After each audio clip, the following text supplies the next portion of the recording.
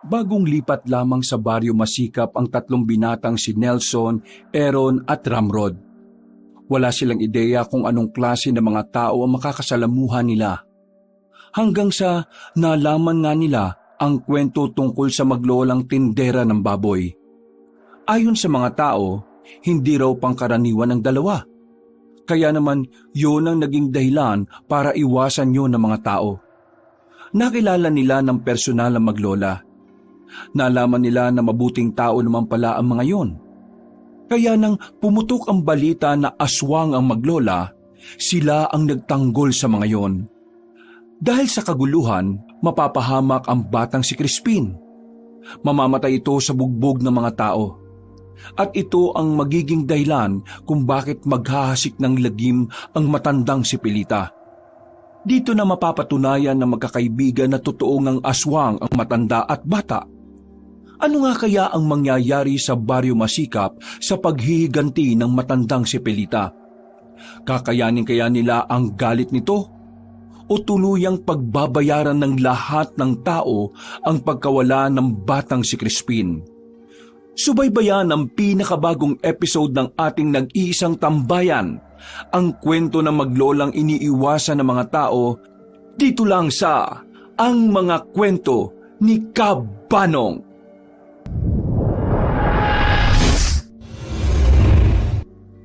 Maaga pa lang ay hinahakot na ng tatlong magpipinsa ng kanilang gamit. Pinalayas na kasi sila sa bahay na pagmamay-ari ng kanilang tiyahin. Wala silang magagawa kundi ang umalis.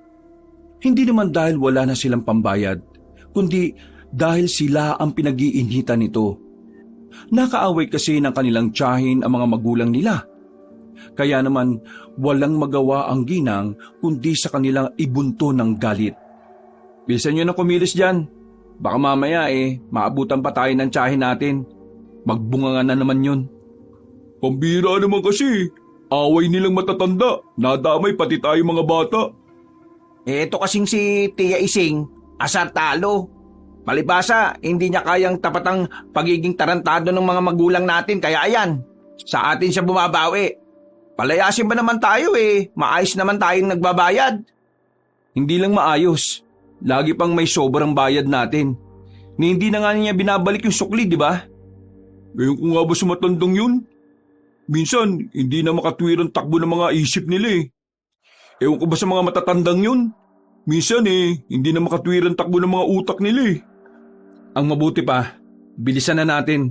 Sa halip na tayo pang lalong pag-initan, sundin na lang natin ang gusto niya para matahimik na siya.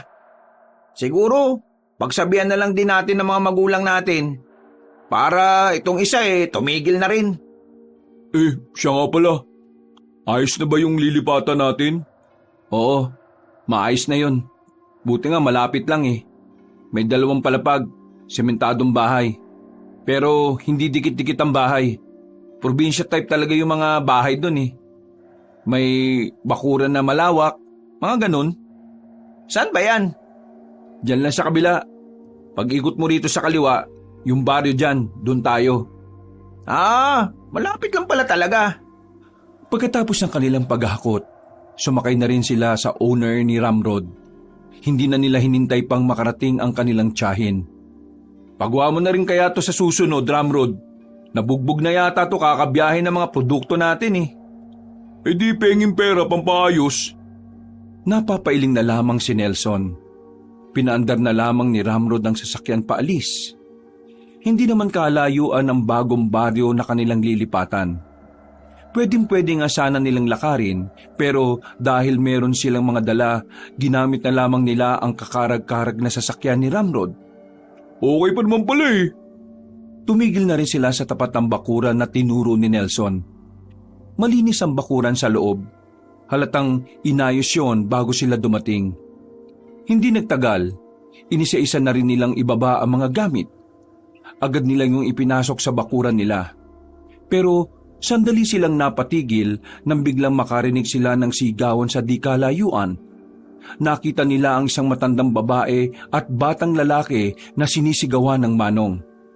Ilang beses ko na ba kayong sinabihan na umalis na kayo sa tapat ng bahay ko? Hindi ba kayo nakakaintindi na hindi ito ang palengke? Doon kayo sa palengke magtinda ng mga paninda niyong malangsa. Ayaw naman nila kaming papwestuhin doon. Kaya sana pagbigyan nyo na lamang kami magtinda rito. Magbigyan! Palagi na lang kayo pinagbibigyan kaya yan, umaabuso na kayo. Palibhasa mga walang pinag-aralan. Nagkatinginan ng magkakaibigan. Pare-pareho silang maagang nawalan ng lola kaya mawain sila sa matanda. Kaya na makita nila ang senaryong yon, hindi nila maiwasang hindi mahabag. Sandali nilang itinigil ang kanilang ginagawa at lumapit doon. Inabutan nilang parang kakaunting asar na lang ay sasaktan na ng matandang lalaki ang matandang babae. Sandali lang ho. Hindi naman ho yata tama na saktan nyo sila. Napalingon na matandang si Mang Joseph. Nakasimangot ang mukha nito. Salubong ang kilay at kitang-kita ang pagiging iritable nito sa narinig. At sino ka naman? Bulag ka ba? Nakita mo bang sinaktan ko? Kung hindi kami dumating, sinaktan nyo na Kala nyo ba, gawain ng tunay na lalaki ang ginagawa nyo? May kasama pang bata yung sinanay pero nagpapakita ka ng karahasan. Ano bang alam niyo sa issue na ito? Wala! Hindi ko nga kayo kilala Taga saan ba kayo? At bakit nangyayalam kayo? Bagong lipat lang ho kami rito. Sa katunayan, kararating lang namin ngayon. At ito agad ang bumungad sa amin. Bilang tao na nanggaling sa lugar na walang karahasan, pero may tsahing buwang, hindi namin kaya makakita ng ganitong klase ng pang-aabuso. At ako pa ngayon ang nang-aabuso. Kung alam nyo lang na ako ang inabuso nila, lagi nandito yan sa tapat Ayaw umalis. Kahit anong sabi ko, nandito pa rin. Kaya sila ang abusado. Pwede nyo naman kasi silang kausapin na maayos. Hindi yung mananakit pa kayo. Nay, wala na ho ba kayong ibang mapupuntahan? Wala na talaga, iho. Doon naman sa palengke, parang iniiwasan kami ng mga tao. Itinataboy nila kami. Doon na lang po kayo sa tapat namin magtinda. Basta usapan lang natin, kailangan malinis kapag natapos na po kayo ha. Ayos po ba yun?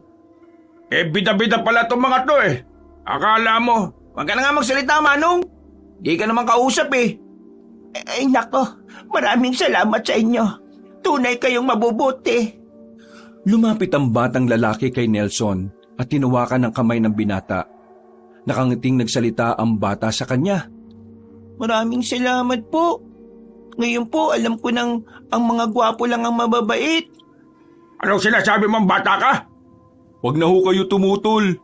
Hindi naman kasi nagsisinungaling yung mga bata Nay, linisin niyo na muna yung pinwestuhan niyo. Sabay lumipat na po kayo sa tapat namin. Maraming salamat talaga sa inyo, iyo. Padabog na lamang na umalis sa matandang si Joseph at pumasok na lang sa bakuran nito. Napapailing na lang din ng tatlong binata. Mula noong araw na yon, palagi nang nasa tapat ng bahay ang maglola. Tuwing gigising sila ng maaga, naroon na agad si Aling Pilita at ang batang si Crispin. May mga pagkakataon ngang binibigyan na rin nila yon ng pagkain. Sa paglipas pa ng mga araw ay parabang naging parte na ng buhay nila ang maglola. Hindi pa man nila kilala ng lubusan ng mga yon, may puwang na rin ng mga yon sa kanilang puso. Lunes ng gabi, nagtataka ang magpipinsan kung bakit hindi nila nakita sa tapat ang maglola. Naninibago kasi sila. Dati-dati kasi ay dumadaan muna ang mga yon sa kanila kapag hindi yon makakapagtinda. Pero mukhang iba ang dahilan sa pagkakataon na yon. Bakit kaya wala sila Aling Pilita, no? At saka si Crispin? Hindi ko lang sigurado kung tama itong nabalitaan ko Pero kanina, narinig ko sa palengke na itong maglola daw, tinataboy ng mga tao. Ha? Tinataboy? Bakit naman? Kung nga rin alam Gusto ko pa sanang makinig sa kwentuhan ng mga matatanda kanina. Ang kaso, nakita nila ako nakikinig. Kaya yun, umalis na lang ako. Ang bira talaga mga tao dito, ano? Wala nga tayong tiyahin na buwang dito. Pero meron naman mga kalugar na masasama ang ugali. Nakakaawa naman yung maglola. Hirap na ngang makabenta ng tinda nilang karne. Ganun pa ang trato sa kanila ng mga tao. Ay, siya nga pala. Bukas pala ng tanghali, baka dumating na yung truck na hahakot ng mga produkto natin papuntang Maynila. Naku, mabuti naman. Ang tagal nang nakaimbak ang mga produkto natin eh. Buti nga nakagawa tayo ng maayos na bodega dito para dun. Matapos ang usapan na yon, sabay-sabay na rin silang kumain. Dakong 12:00 ng gabi, hindi mapakali si Nelson sa kanyang higaan. Naiisip pa rin kasi niya ang maglola. Hindi niya rin maintindihan ang sarili niya kung bakit ganun na lamang ang pag-aalala niya. Basta pakiramdam niya, kailangan siya ng mga yon. Nasaan na kaya nakatira yung dalawang yun? Kinuha na lamang ni Nelson ang librong comics. Magbabasa na lang sana siya para kahit na papaano ay dalawin na siya ng antok. Ang kaso nga lang, nasa unang pahina pa lang siya nang makarinig sila ng sigawan sa labas. Napabangon agad ang binata. Paglabas niya ng silid ay nasa sala na rin si Aaron at Ramrod. Katulad niya ay nagtataka rin kung ano ang nangyayari. Lumabas sila. Tumungo sila sa bakuran kung saan nila narinig ang sigawan. Sakto namang nakita nila roon si Mang Joseph. Hindi pa rin naman nila ito kasundo. Pero sa mga nagdaang araw kahit papaano ay nakakausap na nila ito. Mang Joseph, anong nangyari? Si Paring Dobeng, nakakita daw ang asawa niya ng aswang sa likod ng bahay nila, doon sa may baboyan. Teka nga, bakit niyo ba ako kinakausap? Close na ba tayo? Che! Parang babaeng tinarayan pa sila na matandang lalaki. Umalis ito at naiwan sila sa tapat ng bakuran nila Mang Domeng. Mga ilang sandali lang ay dumami na rin ang mga tao roon. Ayon sa mga narinig nila, wala naman daw nasaktang alagang baboy. Kamuntikan lang daw yung makuha ng aswang. Buti na lang at may nakakita kaagad. Mga tol, tingin nyo, totoo kaya? Mukha naman sigurong totoo. Tingnan mo asawa ni Mang Doming Parang mababaliw na sa takot.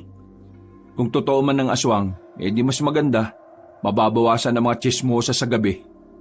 Gagi, anong maganda? Alam mo ba kung gaano kadelikado mga aswang? Oo, alam ko. Aswang kayang binabasa ko ngayon na libro. Ang mga aswang parang tao pero kumakain ng tao. Pero minsan hayop kapag no choice na sila. Alam mo naman pala Nagtabihan na sila nang dumating ang mga tanod. Pinuntahan nila ang likod bahay para mag-imbestiga. Pero ang sinabi lang ng mga tao, hindi aswang ang nakita nila kundi isang mabangis na baboy ramo.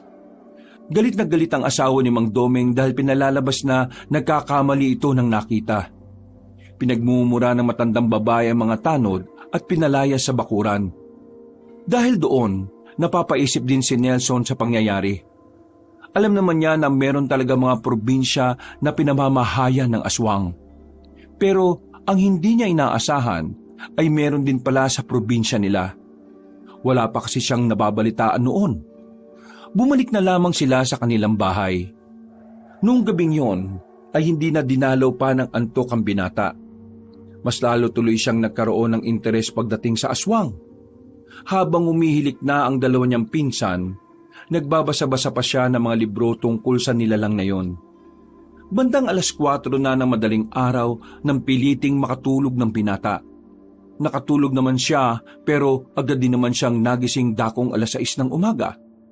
Masakit pa ang ulo niya dahil kulang na kulang ang kanyang itinulog. Paglabas niya ng silid, nakita niya si Aaron at Ramrod sa labas. Kausap ang batang si Crispin.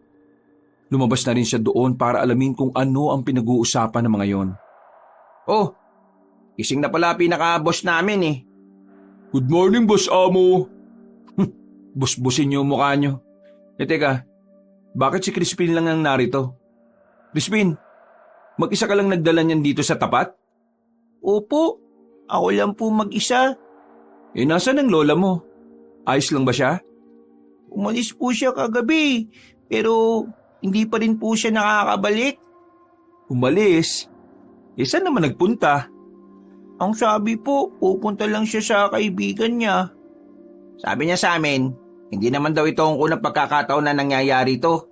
Minsan nga daw 2 araw wala yung lola niya. Dumidiskarte raw si Aling pilitan ng pera para sa pagkain nila. Di sana sa amin na lang kayo lumapit o kaya sa akin. Kuripo tong dalawang to Yun nga sinabi namin sa kanya. Nahihiya po kasi si Lola sa inyo eh. Kaya hindi na po niya kayo sinabihan. Pambihira naman kayo. Sabi mo sa lola mo sa susunod, sa amin na lang lumapit. Kesa naman ganyan na mag-isa ka lang na nagbebenta dyan. Mukhang ang bibigat pa niyan. Karne ba ng baboy yan? Opo, yun lang naman po ang tinda namin palagi eh. O sige na, bibiling ko na tong 3 kilo. Ramrod, ikaw magluluto ngayon ha. Sinigang. Aba, ayos! Huwag ka nang aangal ha. Tumataba ka na kasi kain ka lang ng kain eh. Kilos-kilos din pag may time. Nagtawanan na lamang sila ng mga sandaling yon. Noong mga oras na yon ay naging maayos naman ang kanilang tanghalian. Isinabay na rin nila sa tanghalian ng batang si Crispin. Kahit na medyo inaantok pa si Nelson ay hindi na rin ito bumalik pa sa tulog. Dumating na rin kasi ang truck na hahakot ng mga tinda nilang aligi na nakalagay sa garapon. Dakong alauna na nang makaalis na ang truck. Maghihintay na lamang sila ng abiso kung kailan maibabagsak ang mga produkto nila sa mga magbebenta ng mga yon. Mabilis na lumipas sa mga sandali. Padilim na rin ang paligid. Mag-isa pa rin ang bata sa tapat ng kanilang bahay. Kaya naman, hindi na rin nakatiis pa si Nelson. Muli niya itong nilapitan nang makitang naglilikpit at naglilinis na ito. Crispin, hatid na kita sa inyo ha. Mabibigat ang mga dala mo eh. Naku, wag na po Kuya Nelson. Kaya ko na po ito mag-isa. Sigurado ka? 2 balde yan tapos may dala ka pang sangkalan at itak. Kuya Nelson, sanay na naman po ako eh. Kaya wag na po kayo mag-alala. Ayaw ko rin naman po makaabala sa inyo. Ay nako, tutulungan na kita.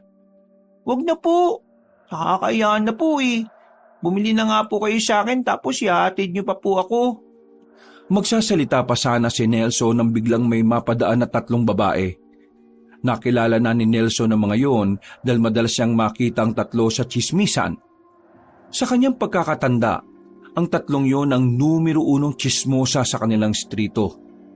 Nako, hindi ka dapat lumalapit dyan kuya. Huwag kang dumikit dyan. Baka mapahamak. Pwede ba, Aling Marites? Huwag mo nga pinaparinig sa bata yung sinasabi mo. Anong pinagsasabi mong mapapahamak? Umalis na nga kayo kung wala kayong magandang sasabihin. Pabigat na nga kayo sa mga asawa nyo. Dumi pa kayo ng lipunan. Mga tsismosang to. Parang mga batang naglakad na palayo mga yon. Takot na takot nang ambahan ni Nelson na babatoy nito ng tsinelas. Pagtingin ni Nelson kay Crispin, nakita niyang may bumakas na lungkot sa mukha nito. Tama po sila, Kuya Nelson. Mapapahamak lang po kayo sa akin. Uy, sandali! Nagulat na lamang si Nelson ang buhati ng bata ang mga dala nito at naglakad ng mabilis. At sa pagkakabigla ay hindi na niya yun nahabol pa.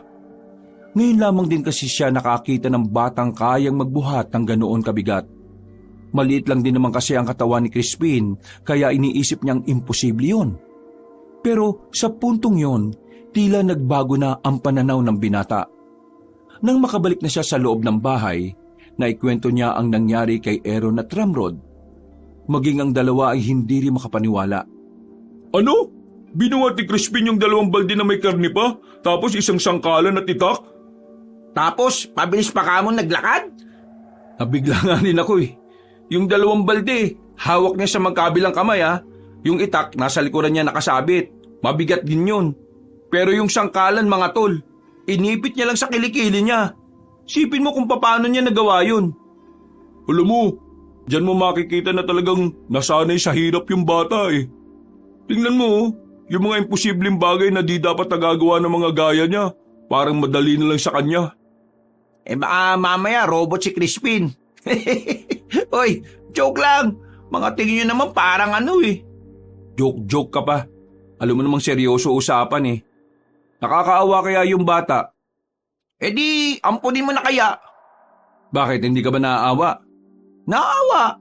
Pero alam mo Boss Nelson, isang malaking insulto para sa mga taong nagsisikap na iparamdam sa kanilang kinaaawaan sila. Kaya sa halip na maawa kayo, dapat maging proud pa kayo. Kasi di ba, once in a lifetime, may nakita kayong batang willing mag-work to feed himself. But that's a child labor. At alam niyo naman na bawal yun. Oo, child labor nga. Pero sa kanila, hindi bawal yun. Ang tawag sa kanila kapag ganon, reality, realidad. Sabi nga sa nabasa kong kataga, minsan ang realidad ng buhay ang siyang lumalabag sa batas. Tama, korek, tumpak. Pero sino naman nagsabi niyan? Ewan ko, di ko na maalala eh. Ang mabuti pa, linisin na lang natin yung machine sa bodega para bukas simula na tayo ulit ng production. Bukas na rin yung dating ng mga bagong aligi. Lakas din pala ng tama mo no? Gabi na saka ka maglilinis ng machine. Ano bang sininghot mo, katol? Kung ayaw nyo, di ako na lang. Mabuti pa nga at na makapagpahinga naman muna ako. Napapailing na lamang si Ramrod sa kanila.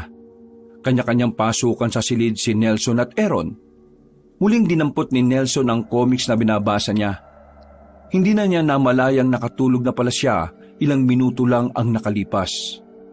Nang magising siya, ay madaling araw na naman. Pagtingin niya sa orasan, 10:00 pa lang. Nitong mga nakaraang araw, napapansin niya na sobrang napapaaga ang gising niya. Hindi niya rin alam kung bakit. Sumilip siya sa labas. Nagbabaka sakali siyang naroon na ang maglola. May pagkakataon kasi noon na sobrang aga ng 2 roon. Pero napabuntong hininga na lamang siya nang makitang wala namang tao sa labas. Tumungo siya sa kanilang kusina. Nakaramdam kasi siya ng gutom. Umiling ang binata nang maalalang kakaunti lang pala ang kinain niya nung gabi. Pagbukas niya ng kanilang ref, narinig niyang tila nagkakagulo ang mga alagang baboy sa bakuran, ilang metro lang ang layo sa kanila. Ang unang pumasok sa isipan ni Nelson, walang iba kundi ang aswang na pinag-uusapan noong nakaraan. Kaya naman hindi na niya napigilan ng kanyang sarili na lumabas. Kumuha pa siya ng kutsilyo at inipit sa kanyang tagiliran. Dali-dali siyang tumungo sa harapan ng bahay nila Mang Doming. Sinubukan niyang pumunta sa gilid ng bahay. Natanaw niya sa likuran na parang merong imahe ng tao roon. Tao po, Mang Doming! Yung alaga niyong baboy! Mang Doming! Sa kakasigaw ni Nelson, nabulabog na ang mga tao sa loob ng bahay. Naglabasan sila Mang Doming. Pagpunta nila sa likuran ng bahay, laking gulat nila nang makitang nakabulagta na ang isa nilang baboy. Naghihingalo, wasak na ang tiyan. Pero sa pagkakakita ni Nelson kanina, parang binabalak ng aswang na buhatin ang baboy ng buo. Ang kaso, masyado itong mabigat, kaya parang binutasan na lamang yon ng aswang. Nag-iyakan ang mga kamag-anak ni Mang Doming. Narinig ni Nelson na ang baboy pala na namatay ay ang baboy na kakarating lang galing sa kabilang probinsya. Habang nahagulgol ang mga yon, galit na galit si Mang Doming na lumabas ng bahay. May dala itong malaking itak. Gusto sanang pigilan yon ni Nelson pero mabilis na nakatakbo ang matandang lalaki. Ilang sandali pa, nagdatingan na rin ang ibang residente na nabulabog din sa ingay. Walang nahanap na aswang si Mang Doming. Bumalik ito na walang napala. Si Nelson naman ay naisipan na lamang din bumalik sa kanilang bahay. Ano na naman bang ingay yun? 3:00 pa lang na madaling araw Nagising na rin pala ang dalawa niyang pinsan. Sadyang malalakas kasi talaga ang iyakan at sigawan. Dahil sa katahimikan ng mga sandaling yon, ay rinig na rinig hanggang sa kanila ang ingay. Yung ano kasi, yung aswang, umatake na naman. Ha? Totoo ba? Oo, nakita ko pa nga Napaayos ng upo si Aaron at Ramrod. Tila nagising ang diwa ng dalawa sa kanilang narinig. Nakita mo? Hindi yan joke? Ano itsura kung talagang nakita mo? Mahaba ang buhok, babae, nakabistida. Tapos naririnig ko, umaangil na parang aso. Pero medyo madilim sa baboy yan Hindi ko nakita ng klaro yung muka. Malabo. Basta, yun ang aswang. Hindi ako pwede magkamali. Sinusubukan niyang kunin yung baboy. Mabigat. Kaya binutas na lang niya yung tiyan ng baboy. Tapos, kinuha niya yung laman loob. Grabe, brutal naman ang aswang na yan. Anong sabi ni Mang Doming? Ayun, di galit na galit. Sinubukan niyang hanapin. Ang kaso, wala na. Wala na siyang nakita. Eh di totoo pala talagang may aswang dito sa atin. At ang birada niya, baboy. Base sa nabasa ko, hindi lang naman baboy ang gusto nilang kainin eh. Pwede ring ibang hayop. Depende kung saan sila matatakam. Delikado pala mga alagang hayop dito. Buti wala tayong alagang hayop, si Ramrod lang. Hayop ka rin. Seryoso lang si Nelson ng mga sandaling yon, kahit nag-aasaran na yung dalawa. Hindi pa rin mawala-wala sa isipan niya ang nakita niya. Sa di kasi mapaliwanag na dahilan, para bang pamilyar sa kanya ang imahe ng aswang. Parang nakita na niya ang forma ng pagkakatayo ng aswang na yon. Trauma ang dinulot nito kay Nelson.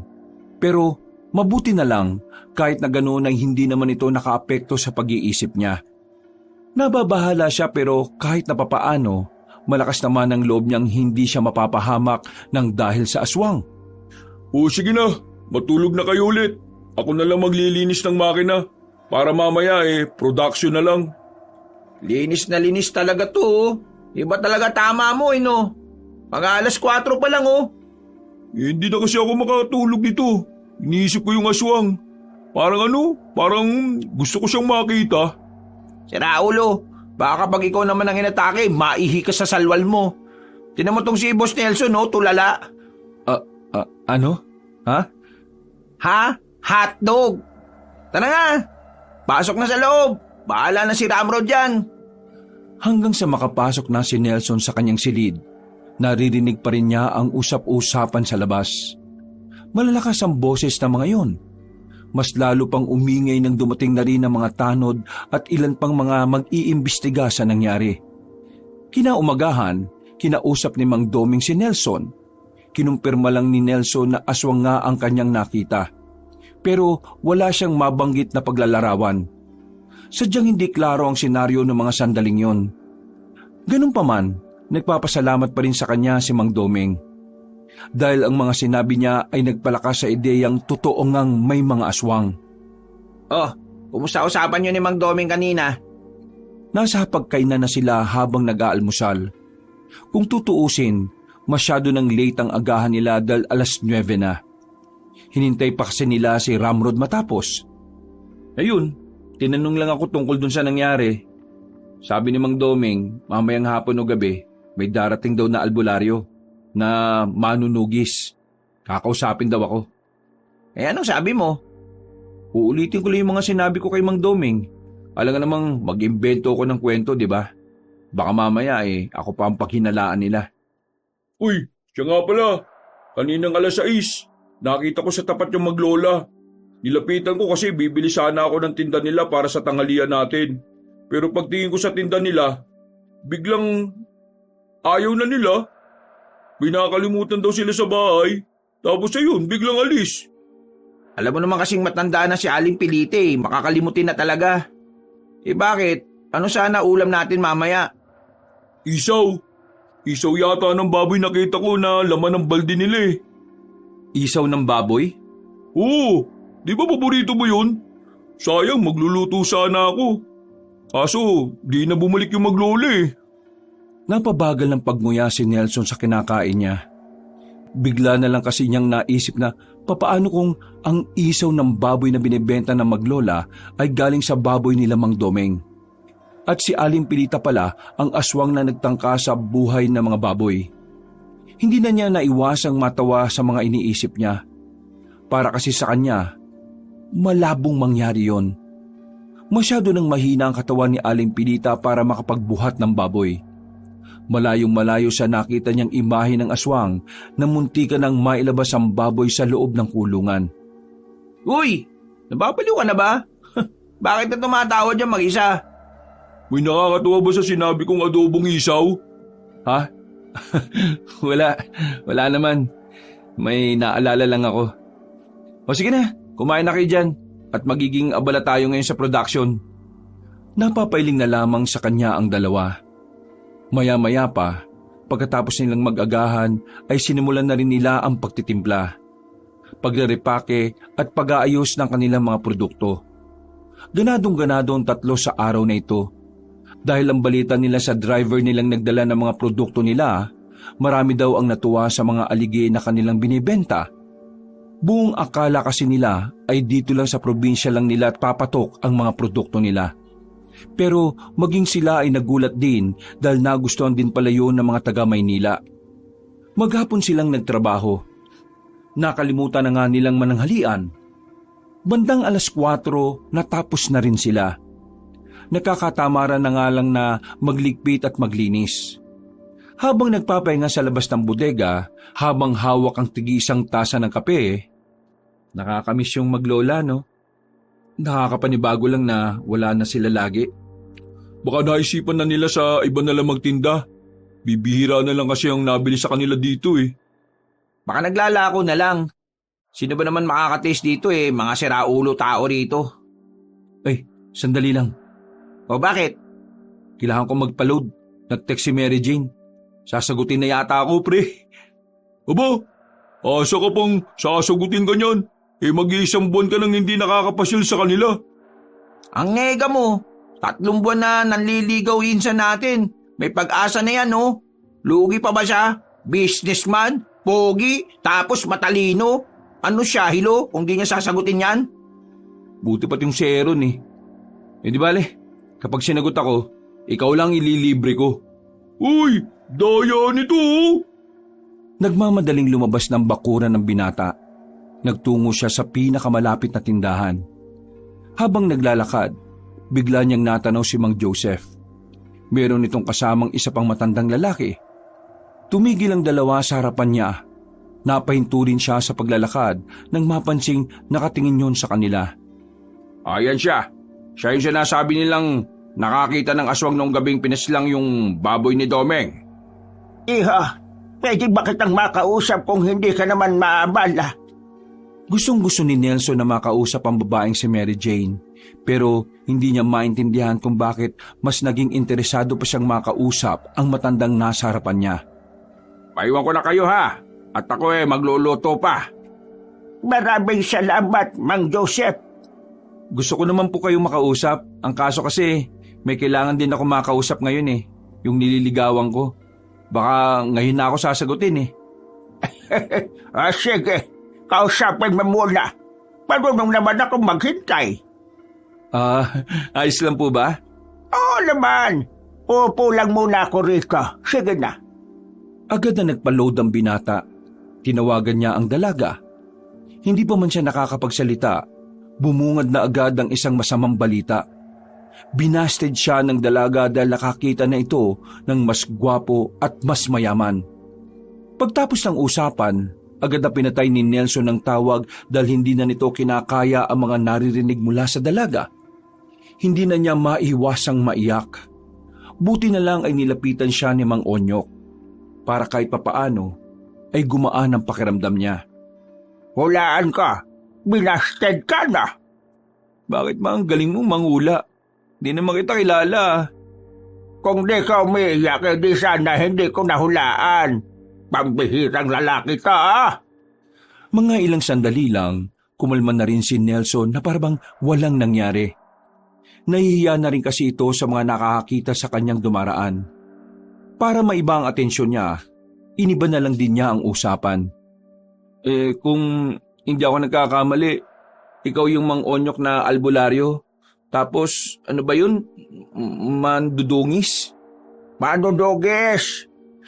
Ako nga, iho. Alam mo, naranasan ko na rin yan. Ang alin ho? Ang mabasted? Hindi. Ang lumawit yung kulangot sa ilong. Alisin mo nga muna at naaalibadbaran ako. Kaya ka nababasted eh. Ay, sorry po. Ayos din pala kayo, no? Akala ko nakakatakot kayo kasi albularyo kayo. Yan ang maling pagkakaintindi ng mga tao. Hindi porke albularyo nakakatakot o kaya masungit. Pero gusto ko nang mag-usap tayo. Pwede na ba? Tungkol po ba ito sa aswang na nakita ko? Hindi. Doon muna sa bumastid sa'yo. Ay, pambira naman. Bakit ba interesado ka pa sa love life ko kaysa dun sa dapat natin pag-usapan? Biro lang. Pinapagaan ko lang naman ang kalooban mo eh. O sige, simulan lang natin. Ano bang itsura ng nakita mo? Sinabi ko na kay Mang Doming yung kanina eh. Pero sige, Uulitin ko na naman. Babae siya, mahaba yung buhok. Pero hindi ko lang alam kung anong kulay kasi madilim eh. Parehong dahilan kung bakit hindi ko namukaan. Basta ang alam ko lang babae, mahaba ang buhok, nakabistida, tapos medyo malakas. Kasi muntikan na niyang mailabas sa kulungan yung isang baboy eh. Bigla siyang umalis nang makita niya ako. Pero bago siya umalis, binutas niya yung tiyan ng baboy. Tapos kinuha niya yung laman loob. Yun lang yung nalalaman ko. Sigurado ka bang wala ka ng ibang nakita pa? Oo, sigurado ako Na alin? na wala na akong ibang nakita. Totoong aswang ang nakita mo. Pero ang problema lang, hindi mo namukaan. Halika, samahan mo ko kung saan mo nakita yung aswang. Pero malapit na pong gumabi. Eh bakit? Natatakot ka ba? Sa aswang? Hindi, sa pagkabasted. Ay naku, bahala na nga kayo dyan. Oy! Sandali lang. Ito naman, no? Biro lang. Halika na, samahan mo ka. Kailangan ko nang makakausap sa pag-iimbestiga. Napilitan na lamang si Nelson ng mga sandaling yon. Sumama siya kay Mang Onyok kahit parang siraulo lang ang matanda kapag kinakausap niya. Hindi niya tuloy malaman kung seryoso ba ito o nakikipaggaguhan lang. Pinapasok sila ni Mang Doming sa bakuran. Agad din naman silang tumungo sa likod ng bahay kung saan naroon ang babuyan. Sinuri ni Mang Onyok ng maigi ang buong paligid. Nakita niya pa ang ilang patak ng dugo roon. Sa hindi inaasahang pagkakataon, merong nakita si Nelson na isang paris ng tsinelas na pigtal. Agad itong tiningnan ni Mang Onyok. Nakita rin kasi nitong merong bahid ng dugo. Pagmamay-ari ikaw ng aswang. Nasugatan siya sa paa. Ibig sabihin, nakipaglaban siya sa baboy? Anong pinagsasabi mo? May matulis na bagay na nakasugat sa kanya. Teka, tingin tayo dito sa palig. Ayun, oh! Tinuro ni Mang Onyok ang basag na bote na nasa gilid. Kitang-kita roon ang natuyong dugo ng aswang. Inamoy-amoy pa yun ni Mang Onyok. Sapat na itong tsinelas na ito para malaman ko kung sino ang aswang. Kailangan lang nating maghintay ng halos isang linggo. Iha, maraming salamat sa oras mo ha. Hindi magtatagal. Mahuhuli na natin ang aswang. Sige ho, maraming salamat din po. Naglakad na sila palabas ng bakuran. Sandaling nakipag-usap si Mang Onyok kay Mang Doming. Kaya naman dali-dali na rin siyang umalis doon. Pagbalik niya sa bahay, napaupo na lamang siya sa gilid. Nakaabang sa kanya ang dalawang binata. Oh, anong balita? Sanagot ka na ba ni Mary Jane? Hindi. Nakahanap na siya ng iba. Gagi ka! Panalo ko! Akin na bayad mo! Mamaya na! At talagang nagpustahan pa kayo ha. Bakit ka binasted? Ikaw naman kasi. Wala na akong pakialam sa kanya. Mas may pakialam na ako sa aswang ngayon. Nakausap ko ni albularyong manunugis kanina, si Mang Onyok. Anong nangyari? Nakakita kami ng tsinelas ng aswang. Naiwan malapit sa babuyan. Nakatapa kasi ng matulis na bagay yung aswang kaya naiwan niya yung tsinelas niya. Ang sabi ni Mang Onyok, 1 linggo, malalaman na namin kung sino yung nangangaswang dito. Uy, buti naman kung ganun. Diyos ko, hindi rin biro yung pangungulit ng aswang na yan dito ah. Isang malalim na paghinga na lamang ang nagawa ni Nelson. Aminadong kahit na papaano, kinakabahan din siya. Dahil kasi siya ang naging saksi, iniisip niya na baka siya na ang isunod ng aswang. Bagay na pinagdarasal niya na sana hindi yun mangyari.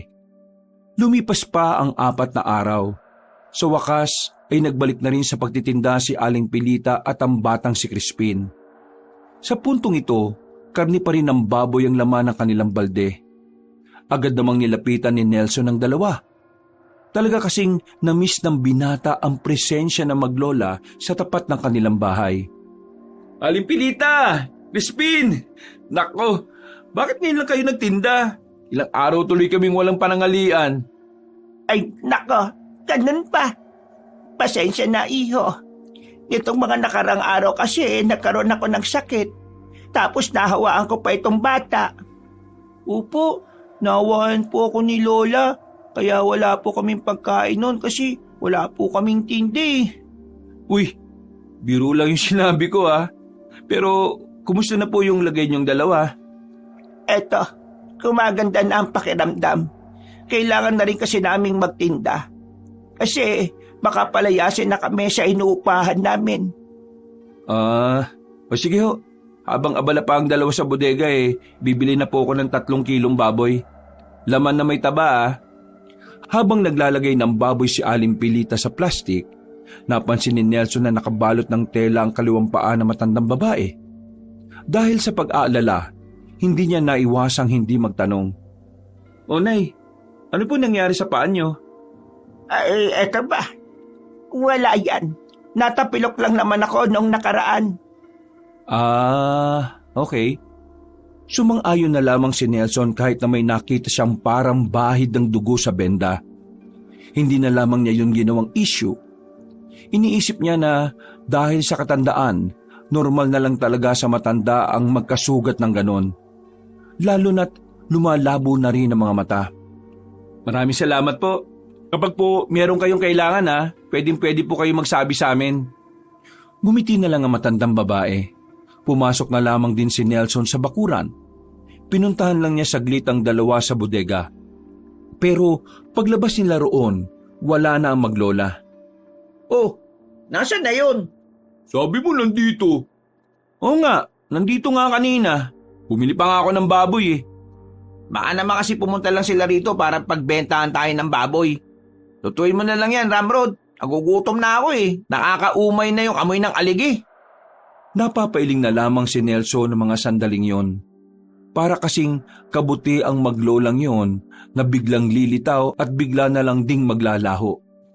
Kinagabihan, napansin na magpipinsan na maraming tao sa labas. 10:00 na pala pero nagkalat pa rin ang mga residente. Karamihan sa mga yon, puro kalalakihan. Sa pagkakarinig nila, parang inaabangan ng mga yon na lumabas ang aswang. Dahil medyo naintriga ang tatlo at wala pa naman silang ginagawa at hindi pa rin dinadalaw ng antok, lumabas na lang din sila para makiosyoso sa mga yon. Mang Joseph, nag-aabang po ba kayo ng aswang? Bakit mo ko kinakausap? Close na ba tayo?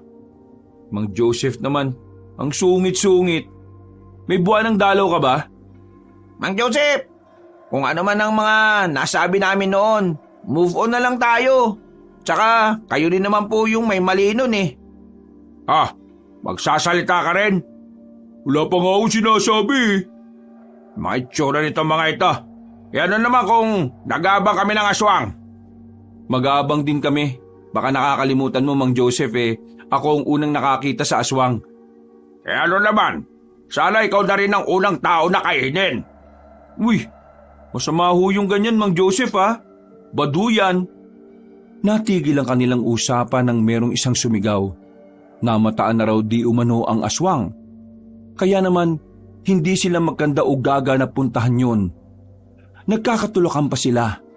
Pero pagdating nila sa bakanteng lote, ang inabutan lang nila ay ang baliw na si Pedro. Isang lalaking namamasura at nangangalakal. Tinawanan lang sila ng taong yun. Mga inutil talaga to mga tambay na ito kahit kailan Hindi nyo ba alam ang pagkakaiba ng aswang sa taong baliw? Palibasa, mga walang utak, sira ulo't sakit ng lipunan. Ayusin yung mga trip nyo Napapiling na lamang sila na mapagtantong pinagdiskitahan lang sila ng mga tambay sa kanilang lugar. Napapakamot na lang sila ng ulo. Mauna na kayo. Hahanap lang ako ng pwedeng ihian. Uy, huwag tabi-tabi ka Baka mamagayang pututoy mo. Sira ulo! Nauna nang naglakad si Nelson at si Ramrod.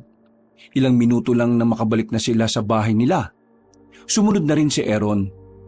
Napansin agad ni Nelson at Ramrod na parang wala sa sarili ang binata. Tinawag nga nila yon pero hindi naman sila pinansin. Dumiretso lang yon sa loob ng bahay. Anong problema nun? Ewan, baka namagayang pututoy. Nagtawanan na lamang ang dalawa.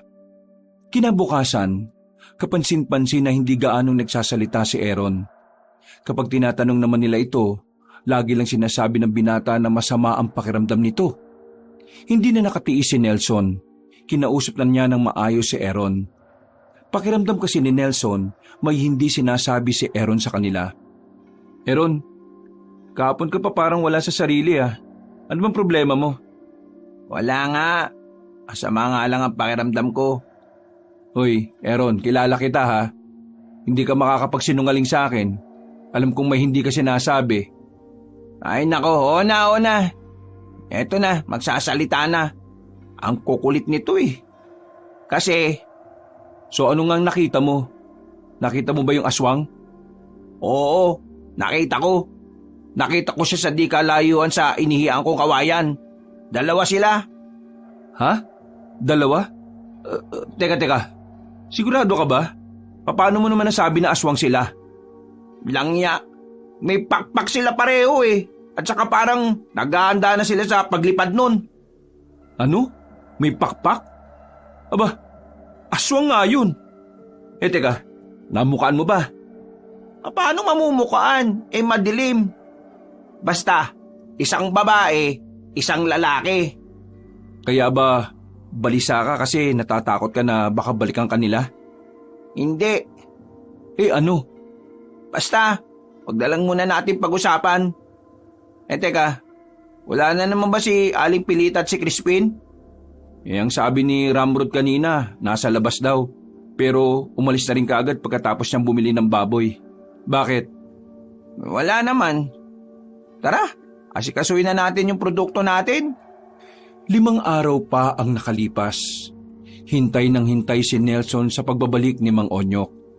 Pero hindi niya man lang ito masilayan sa kanilang lugar. Sabik na kasi siyang malaman kung sino ba talaga ang aswang. Malakas ang ulan nung hapon ng Huwebes. Wala namang bagyo pero sadyang masama lang ang panahon. Dahilan para manatili lamang sa loob ng bahay ang magpipinsan. Hindi na rin muna dumating ang truck na magdi-deliver sana ng kanilang produkto patungong Maynila. Malas, ngayon pa talaga nag-uulan ng ganito kalakas. Ay nako, delay na naman tayo nito. Nakausap ko na yung driver. Ang sabi ko sa kanya, wag na muna siyang tumuloy at baka maaksidente sila ng pahinante niya. Kamusta kaya si Aling Pilita at si Crispin, no? Ilang araw na naman silang hindi nagpapakita rito eh. Baka ayaw na nilang pumesto rito kasi wala ngang nabili. Paano po pwesto rito eh? Kita mo namang ilang araw nang nagloloko yung panahon.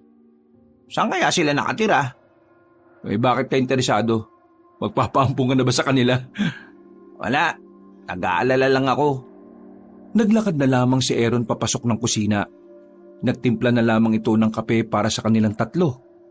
Makalipas lang ang ilang oras, kasabay ng pagkagat ng dilim, ay humina na rin ang ulan.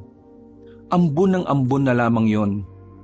Pero maputik sa daan at madulas. Noong mga sandaling yun, hindi mapakali si Nelson. Gusto nitong lumabas sa hindi niya malamang dahilan. Para bang pakiramdam niya, kailangan niyang makita ang daan para matukoy kung ano yon.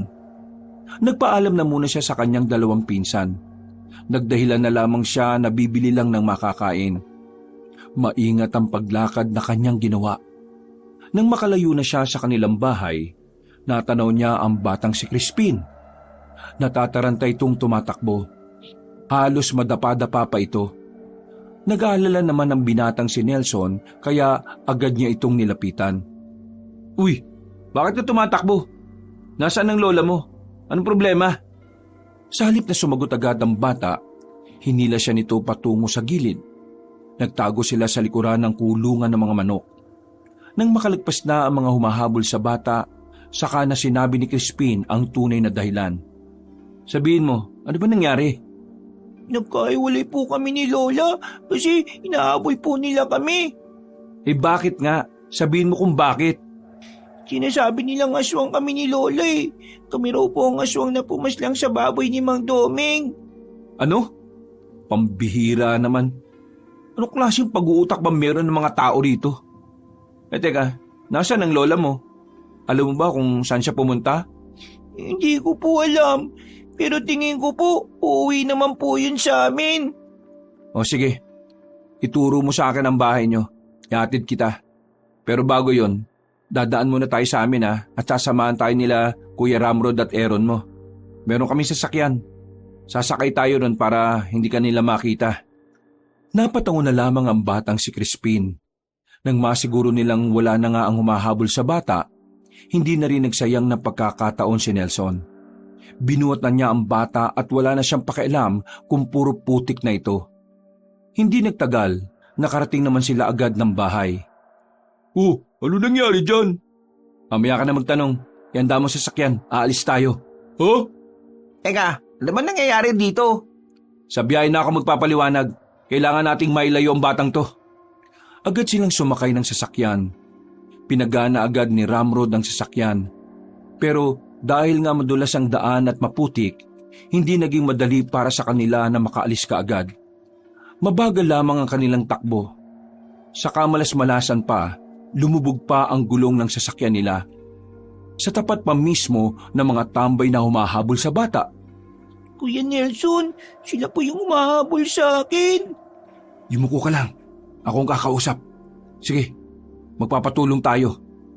Ibinaba agad ni Ramrod ang salamin. Tinawag ni Nelson ang mga tambay sa gilid na may mga hawak pang tubo. Inabutan nila ito ng pera para wala ng maraming daldal. Mga boss, patulong. Patulak naman ang sasakyan Nabalahaw kami. Sisilip pa sana sa loob ang isang tambay pero hinarangan na ito ni Nelson. Itinulak naman yun ng mga tambay at saka nakaabante na rin sila. Nakahinga ng maluwag ang batang si Crispin. Buong akala nila ay mahuhuli na sila ng mga tambay. Pero kahit na nakalagpas na sila roon, naging mahirap pa rin talaga para sa kanila na makaalis sa daan na yon. Lumulubog lang ang gulong sa putikan. Saan ba kasi tayo pupunta? Hindi na talaga nito kakayanin.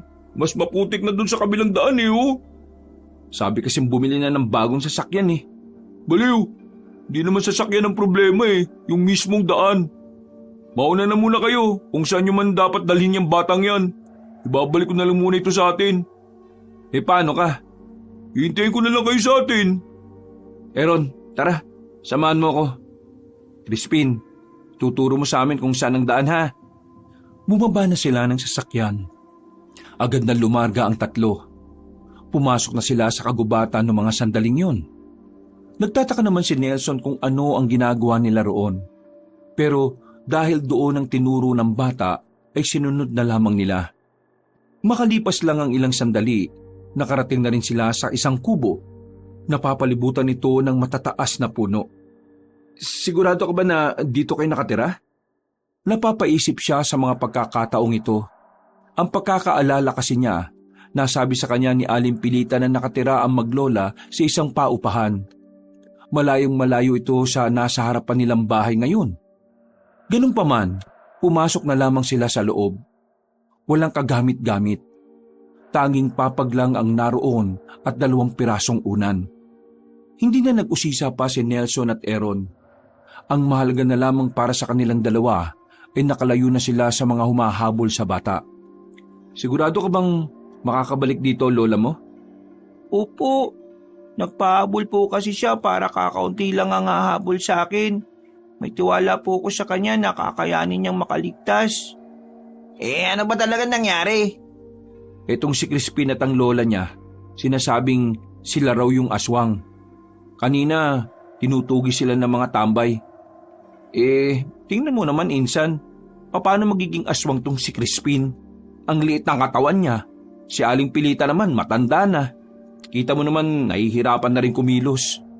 Wala lang talagang magawa mga tambay na yun Baka napagtripan lang sila. Yaman mo Crispin, huwag kang mag-alala. Susubukan naming mag-complain sa pamunuan ng baryo. Pananagutin natin ang mga tambay na yon dahil sa takot na dinulot nila sa inyo ng lola mo. Hindi na nagsalita pa ang batang si Crispin. Nanahimik na lamang ito at tumupo sa gilid. Samantala, nilapitan naman ni Nelson si Aaron na kanina pa hindi gaanong nagsasalita. Ano na naman ang problema mo?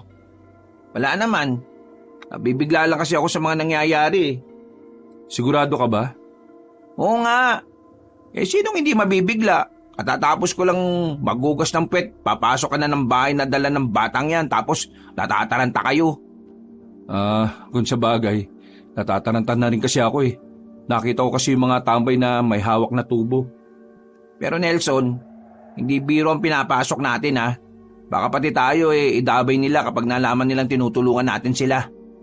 Uy, mga boses mo. Baka marinig ka ng bata. Sinong tutulong sa batang yan? Nakita ko sa daan na hinahabol ang mga engot na tambay. Hahayaan ko na lang. Kawawa naman sila. Oo nga, naawa rin naman ako eh. Pero kasi, basta. Sana walang mangyaring masama sa atin. Walang mangyayaring masama sa atin, no? Wala namang makakaalam. Isa pa, hindi naman aswang si Crispin at Aling Pilita. Kaya bakit tayo matatakot? Kung malalaman nilang tayo ang tumulong, wala naman silang katibayan na totoo ang paratang nila, no? Natigil lang ang kanilang pag-uusap nang dumating ang matandang si Pilita. Halatang nagulat din ito nang madatnan silang naroon sa kubo. Hindi na muna nakapagsalita ang matanda. Agad namang lumabas ang batang si Crispin para ipaliwanag ang nangyari. Lola, sila po ang tumulong sa akin. Muntikan na po akong maabutan ng mga umahabol sa akin kanini. Buti na lang po dumating si Kuya Nelson. Tapos hinatid po nila ako dito. Maraming salamat. Salamat ha. Pasensya na at bakit po kayo pinaginala ang aswang na mga yon? May nakita ba silang kahina-hinala sa inyo? Ha? Kahina-hinala? Uy, imbestigador ka ba? Ayusin mo yung mga tanong mo. Ay, wala naman. Nagulat na lang kasi kami kanina nang bigla silang magsisigaw na aswang kami. Mabuti na nga lang malayo pa sila kaya nagkaroon kami ng pagkakataon na makalayo. Ganun po ba? Ngayon ligtas na kayo.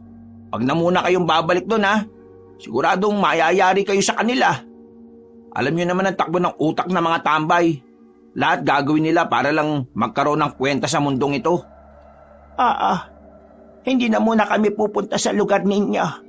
Siguro maghahanap na lang kami ng mga gulay rito para kainin namin. Hindi na po. Karne po ang kailangan nyo. Uy, ano bang ginagawa mo? Tinutulungan sila. Di ba yun naman dapat? Karne ang kailangan nila dahil kailangan nila ng sapat na lakas. Hindi sasapat ang gulay. Lalo na ngayon, mahihirapan sila. Kaya naman, Aling Pilita, kami na po bahala sa karne. Dadala na rin namin kayo ng bigas. Nako, sobrang-sobra na ang tulong na binibigay niyo sa amin. Sa puntong ito, mas lalo ko pong napagtanto na mabuti kayo. Na mabuti kayong tao. Tama po si Aaron, kaya wag na po kayong mahiya sa amin. Ito naman po ganti na lang din namin sa inyo. Kasi dahil sa inyo, hindi na namin kailangan lumayo pa para bumili ng uulamin. Pero, puro naman po baboy yung binibenta namin sa inyo Nako, ayos lang naman yun. Ang mahalaga, may nakakain. Aling Pilita, magpalit na muna siguro kayo ng damit ni Crispin. Baka magkasakit kayo. Basang-basa kayo Lalabas na po muna kami ni Aaron. Ay, sige. Mabuti pa nga. Lumabas na muna ang dalawang binata. Sandali silang nagkakwentuhan doon habang hinihintay na matapos ang maglola. Alam mo ba kung bakit ko nasabing mabuti ang maglola?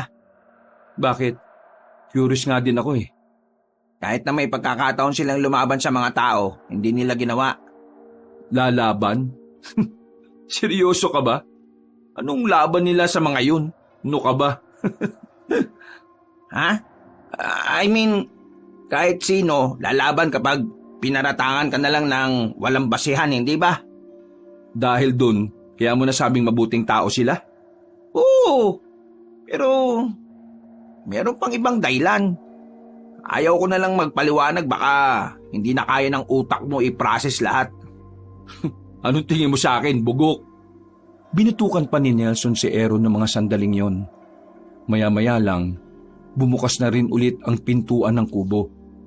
Nang masiguro nilang ligtas na ang maglola, kinailangan na rin nilang magpaalam sa mga yon. Aling Pilita, uwi na po muna kami Bukas po, babalikan namin kayo para dalhan kayo na makakain nyo. Maraming salamat talaga sa inyo. Hindi nyo naman ito kailangan gawin pero sobrang maraming salamat talaga. Kayo ang nagpapatunay na mabubuti talaga ang mga tao. Mabuti rin naman po kayo eh. Kuya Nelson, kapag natapos na po ang problemang ito, gusto ko po sanang makasakay ulit sa sasakyan ninyo. Walang problema, Crispin. Kahit ilibot ka pa namin sa buong baryo.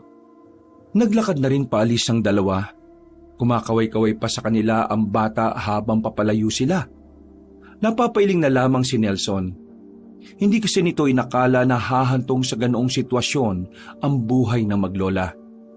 Maayos naman silang nakabalik sa kanilang baryo. Wala naman nakalata sa kanila na nanggaling sila sa bahay ni Aling Pilita at ni Crispin.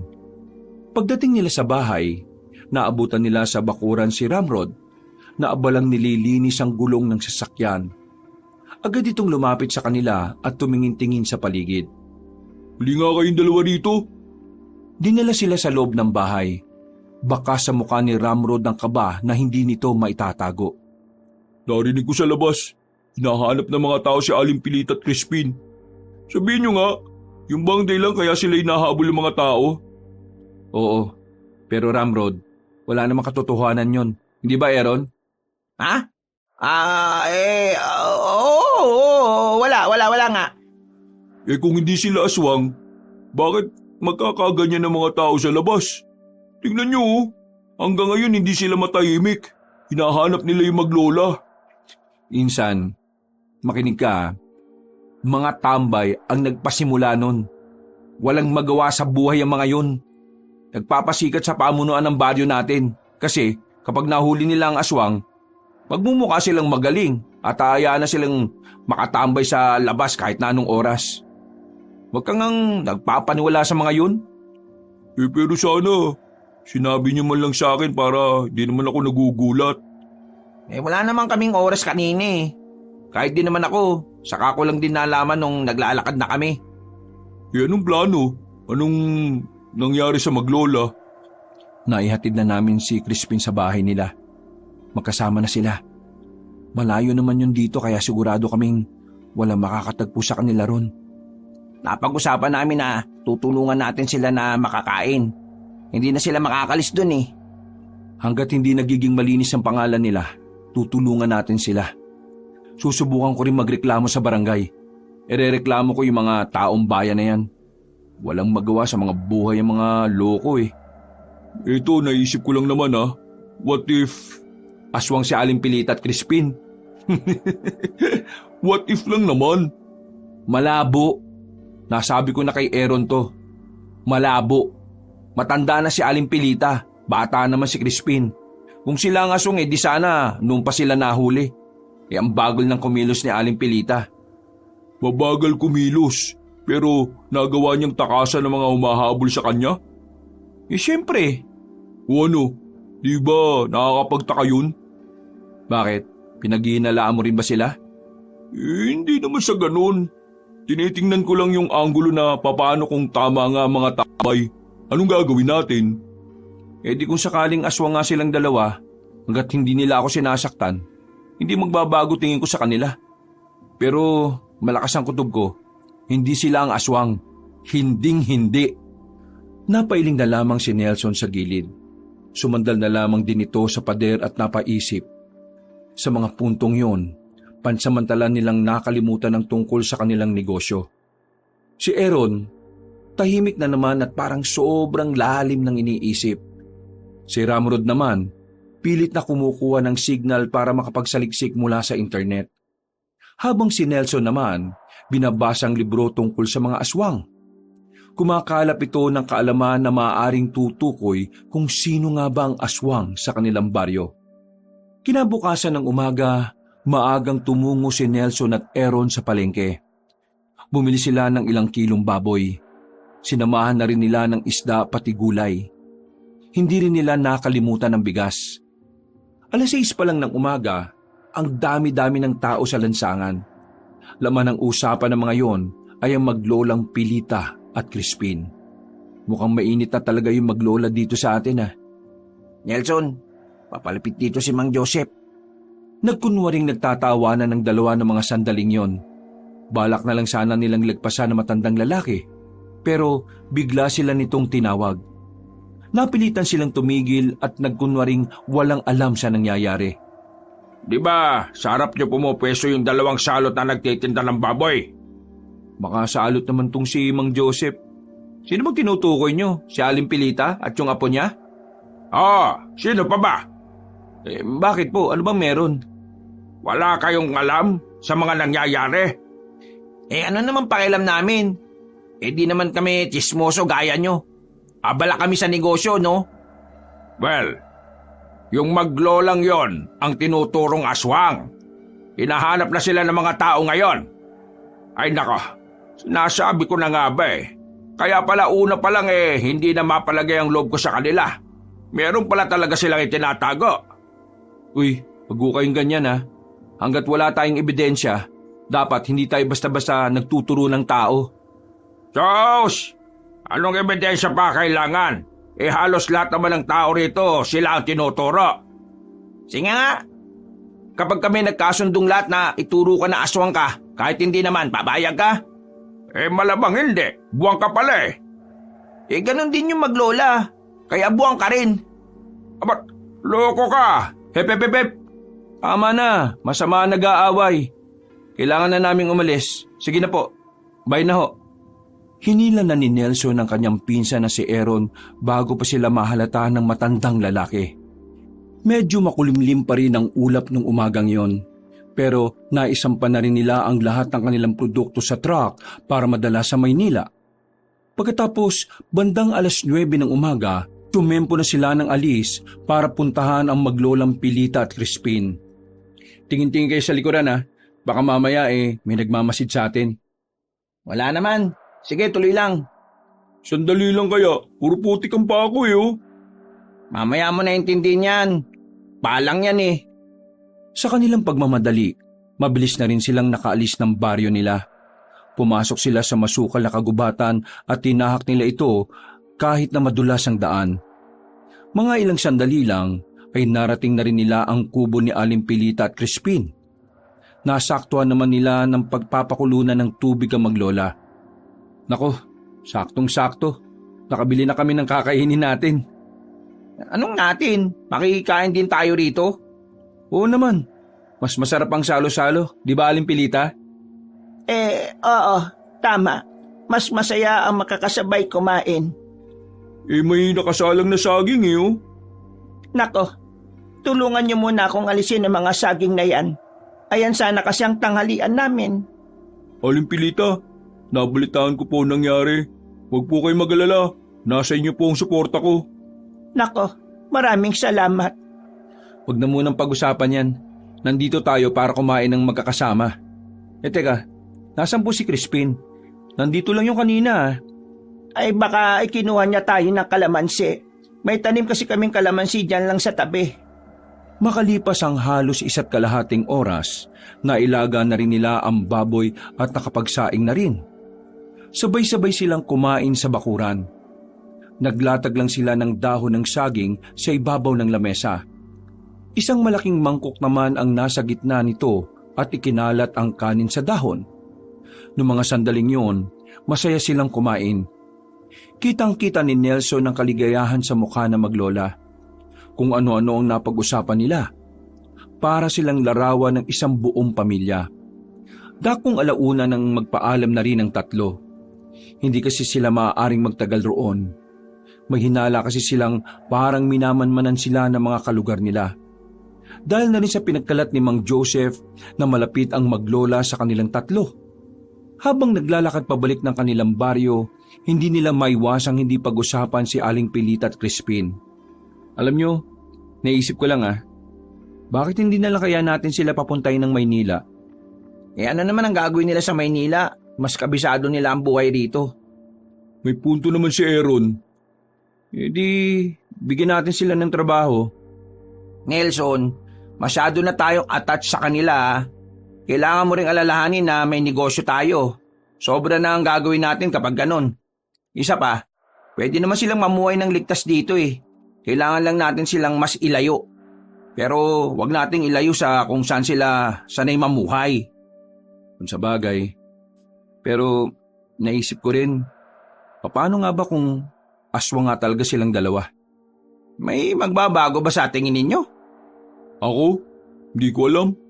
Basta kung ano ang ginagawa nyo, sasakyan ko kasi may tiwala naman ako sa inyong dalawa eh. Ako, tingin ko, wala namang magbabago.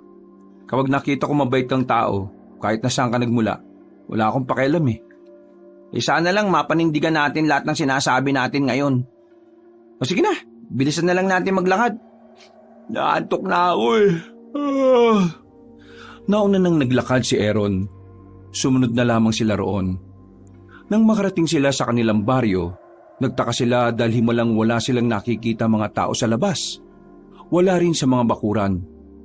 Sa hindi mapaliwanag na dahilan, ay bigla na lamang silang nakaramdam ng kaba. Nagmamadali silang umuwi ng bahay. Himala walang tao. Baka napagalitan na ni Kapitan. Puro kasi chismis kasi ang alam ng mga tukmol na yan eh. Buong akala na magpipinsan ay kalmado lang ang sitwasyon. Kaya sa mga pagkakataong ito, naisipan na lamang muna nilang matulog. Ilang araw na rin kasi silang walang maayos na pahinga dahil sa kakaisip ng kung ano-ano. Malamig ang hangin na nagmumula sa labas. Kaya naman napasarap ang tulog nilang tatlo. Nagising na lamang sila nang marinig ang mga nagsisigawan sa labas. Pagsilip nila sa bintana, nanlalaki ang kanilang mga mata nang makitang maraming tao sa daan. May mga dalang sulo at ang iba naman ay may mga dala pang itak at mga sibat. Gagi pre, mukhang hahanapin nila yung maglola. Nakahandaan na silang lahat eh oh. Mukhang alam na nila kung nasaan si Aling Pilita. Hindi to pwede. Teka, tara. Kailangan nating mauna dun. Agad na nagbihis ang tatlo. Kulay na itim na jacket ang isinuot nila para hindi sila kagad makita ng mga tao. Maingat ang ginawa nilang paglabas ng bahay. Napalayo sila ng daan. Pero mas mainam na yon kaysa makita sila ng mga taong sabik na sabik ng mahuli ang maglola. Wisit talaga. Sino bang nagpapasimuno niyan? Wala pa naman silang sapat na ebidensya. Nagmamadali silang tumawid sa kabilang parte ng daan nang makita nilang naghahanda na sa pag-alis sa mga yon. Mabilis silang tumakbo papasok sa halamanan.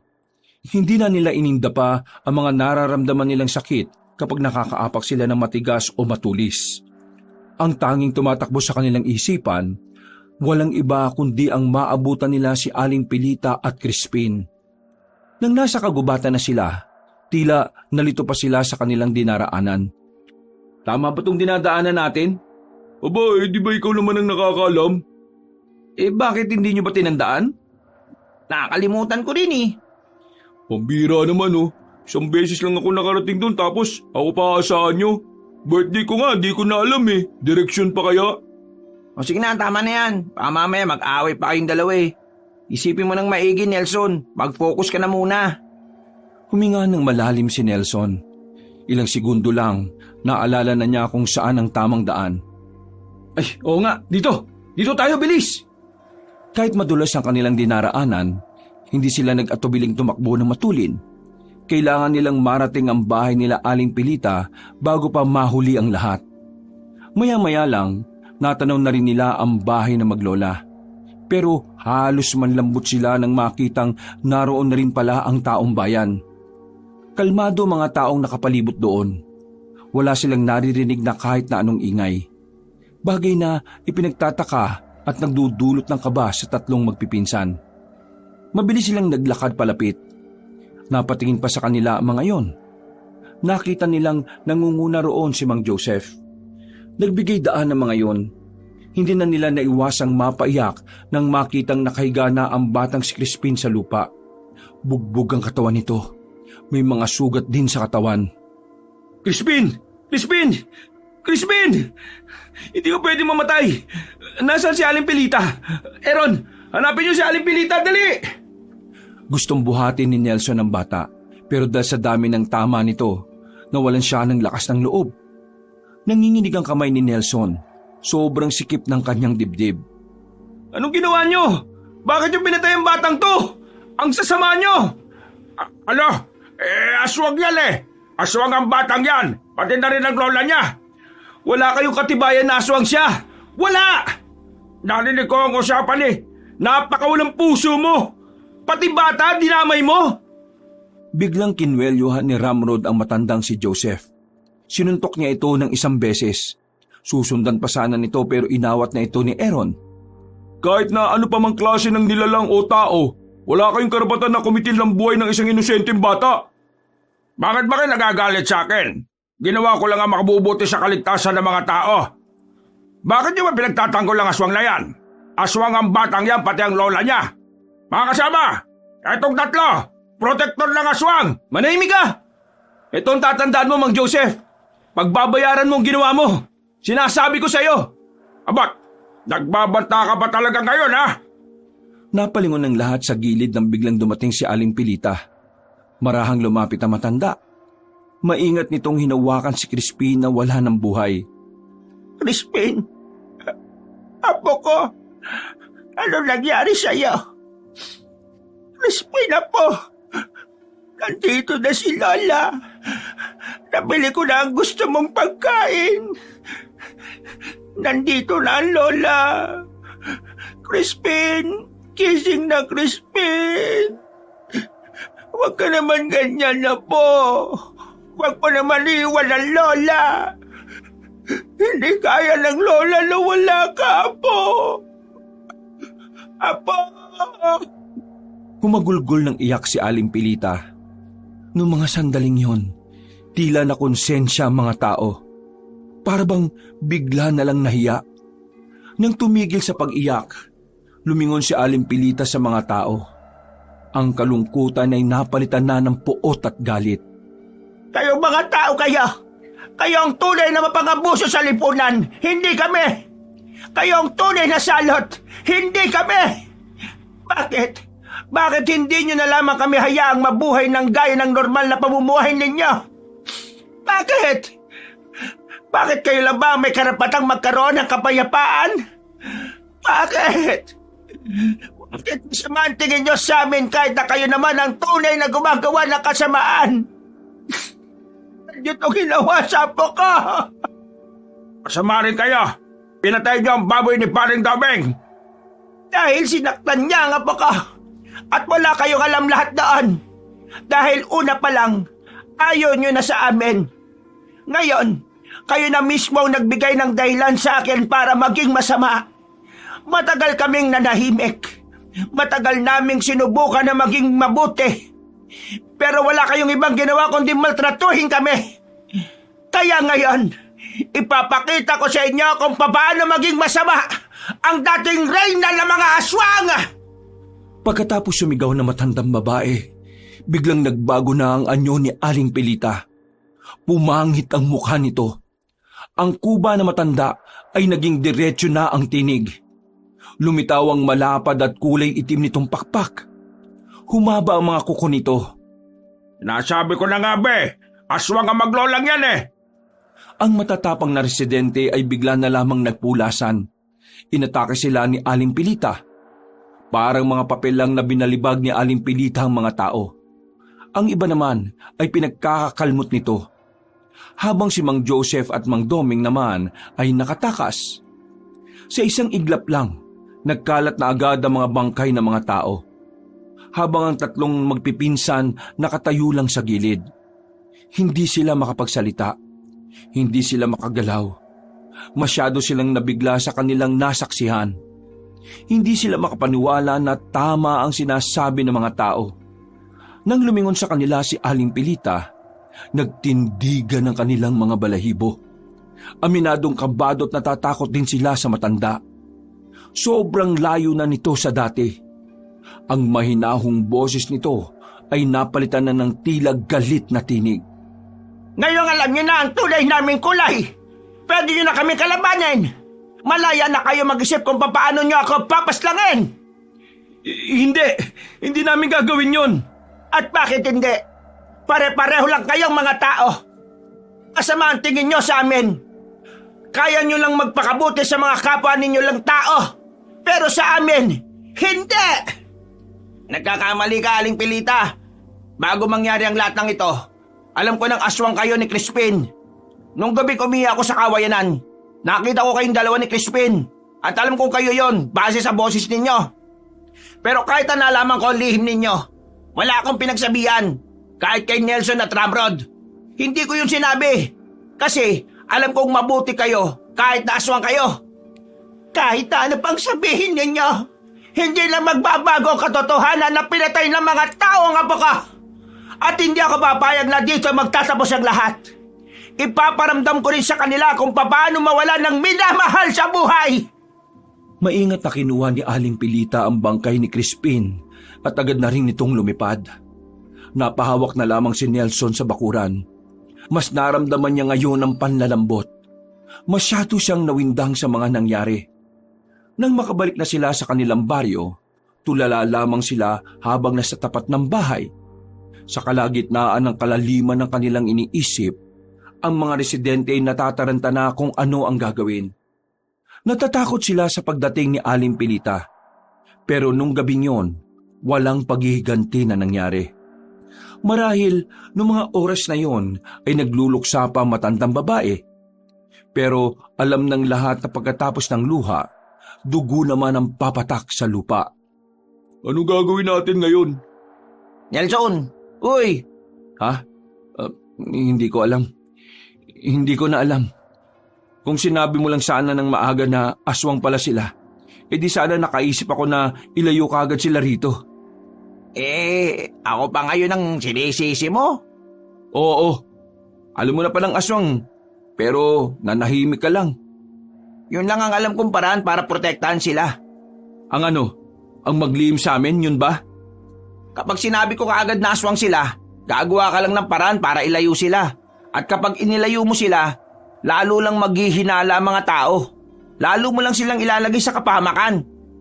Pero wala nang mangyayari sana masama kung nasa Maynila na sila eh. Kasi doon ko naman sana sila dadalhin kung sinabi mo lang kagad. Bakit? Kung sinabi ko ba kagad, wala bang magbabago sa pagkakakilala mo sa kanila? Kitang-kita nga kanina eh. Ikaw ang pinakatakot na takot sa itsura ni Aling Pilita. Wala nang nagbago sa pagtingin ko sa kanila. Mabuting tao pa rin ang tingin ko sa kanila kahit na aswang sila. Sus! Alokohan! Hindi ka kasi nag-iisip eh. Tama na nga! Di na may babalik ang buhay ng bata kahit na magsuntukan pa kayong dalawa. Hindi na may babalik ang buhay ni Crispin. Pero pwede natin bigyan ng hustisya na isumbong natin sa pulis. Nag-iisip ka ba? Tingin mo may batas para sa mga aswang? Wala! Tama na nga! Naririndi na ako sa inyo eh! Ano? Masakit? Sinuntok ni Ramrod ng tig-isa si Nelson at Aaron. Bumulandra ang dalawa. Parehong may luhilo pa nang bumangon sila. Wala na tayong magagawa sa bagay na nangyari na. Ang dapat nating isipin ngayon ay kung paano natin ililigtas si Aling Pilita. Kung paano natin siya mapipigilan. Gusto niyong makabawi kay Crispin, di ba? Tulungan natin ang lola niya. Tila nahimasmasan na si Nelson at Aaron noong mga sandaling yon. Nanahimik na sila. Isang malalim na paghinga naman ang pinakawalan ni Ramrod. Maging ito rin ay sumasakit na rin ang ulo. May naisip na akong paraan para mapakalma natin si Aling Pilita. Anong paraan? Kailangan natin siyang makausap. Kailangan natin siyang masabihan. Magulo pa isip niya Aling Pilita eh. Hindi niya tayo pakikinggan. Hindi natin to pwede ipagpaliban, Aaron. Anumang oras, pwede niyang ubusin ang mga tao rito. Kailangan niyang kumalma. Pero paano natin siya makikita? Lumipad na siyang kasama ang apo niya. Kailangan natin bumalik sa bahay nila. Nakakasiguro ako na dadaan pa rin sila doon. Naroon mga alaala ni Crispin eh. Pero sa ngayon, kailangan na muna natin makapagpahinga para naman tuminuyang utak niyo. Pumasok na lamang si Ramrod sa loob ng bahay. Naiwan naman ang dalawa sa labas na walang balak magpansinan. Nanatili lang si Nelson sa gilid. Naiwan na siya ni Aaron doon. Nakatulala na naman si Nelson. Hindi pa rin niya makalimutan ang itsura ni Crispin nang abutan nila ito. Hindi niya matanggap na ganoon ang sinapit ng bata. Kahit na aswang yon, para sa kanya hindi dapat danasin ng isang musmosang karumal-dumal na senaryong yon. Muling nagsara ang kanyang kamao. Kung makikita niya lamang si Mang Joseph at Mang Doming sa mga sandaling ito, siguradong sinapak niya na ito ng paulit-ulit sa muka. Napakasama nila. Hindi ko sila mapapatawad. Pumasok na rin si Nelson sa loob na kalipas ng halos 3 oras. Nakaramdam na sila ng antok sa sobrang sama ng loob. Kinabukasan, paggising niya, nakita nila si Mang Onyok sa labas. Nilapitan nila yon para alamin kung ano ang kailangan nito. Bakit kayo nandito? Nabalitaan ko nangyari kagabi. Mang Onyok, sabihin niyo nga sa akin, nung sinabi niyong matutukoy mo kung sino ang aswang, natukoy mo ba talaga? Hindi ka na nagpakita sa akin nun eh. Inatake ako ng aswang na iyon nang malaman ko kung sino sila. Kaya ilang araw akong nakaratay sa higaan. Nang maging ayos na ako, kinausap ko ang kapitan ninyo tungkol doon. Gusto ko sanang idaan sa maayos na usapan. Ikaw nagkalat kung sino ang mga aswang? Dahil sa'yo, nag-alsa ang mga tao laban sa kanilang maglola.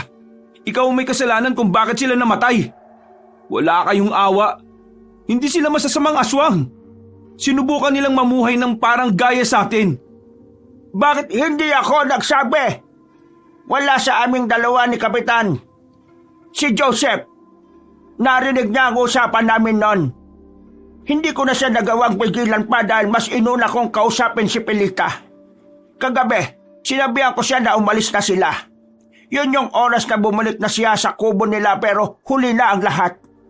Gumawa ko ng paraan para iligtas sila dahil alam ko na hindi sila masama. Kilala ko silang maglola. Kilala ko si Pilita. Kababata ko si Pilita. Biktima lang din siya ng yanggaw noong kabataan namin. Patawad kong wala akong nagawa. Marahang binitiwan ni Nelson ng kwelyo na matandang albularyo.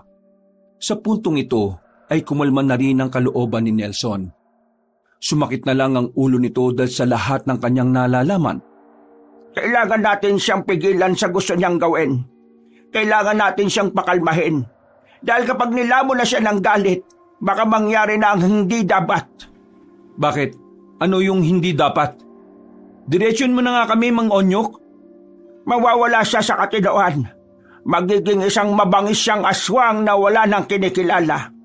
At kapag nangyari yon, wala akong ibang magagawa kundi ang paslangin siya bago pa niya maubos ang lahat kasama tayo. Nung umagang yon, sinubukan nilang mag-usap-usap tungkol sa kung papaano nila makukumbinsi si Aling Pilita. Alam ni Mang Onyok kung saan yon maaaring nagpunta.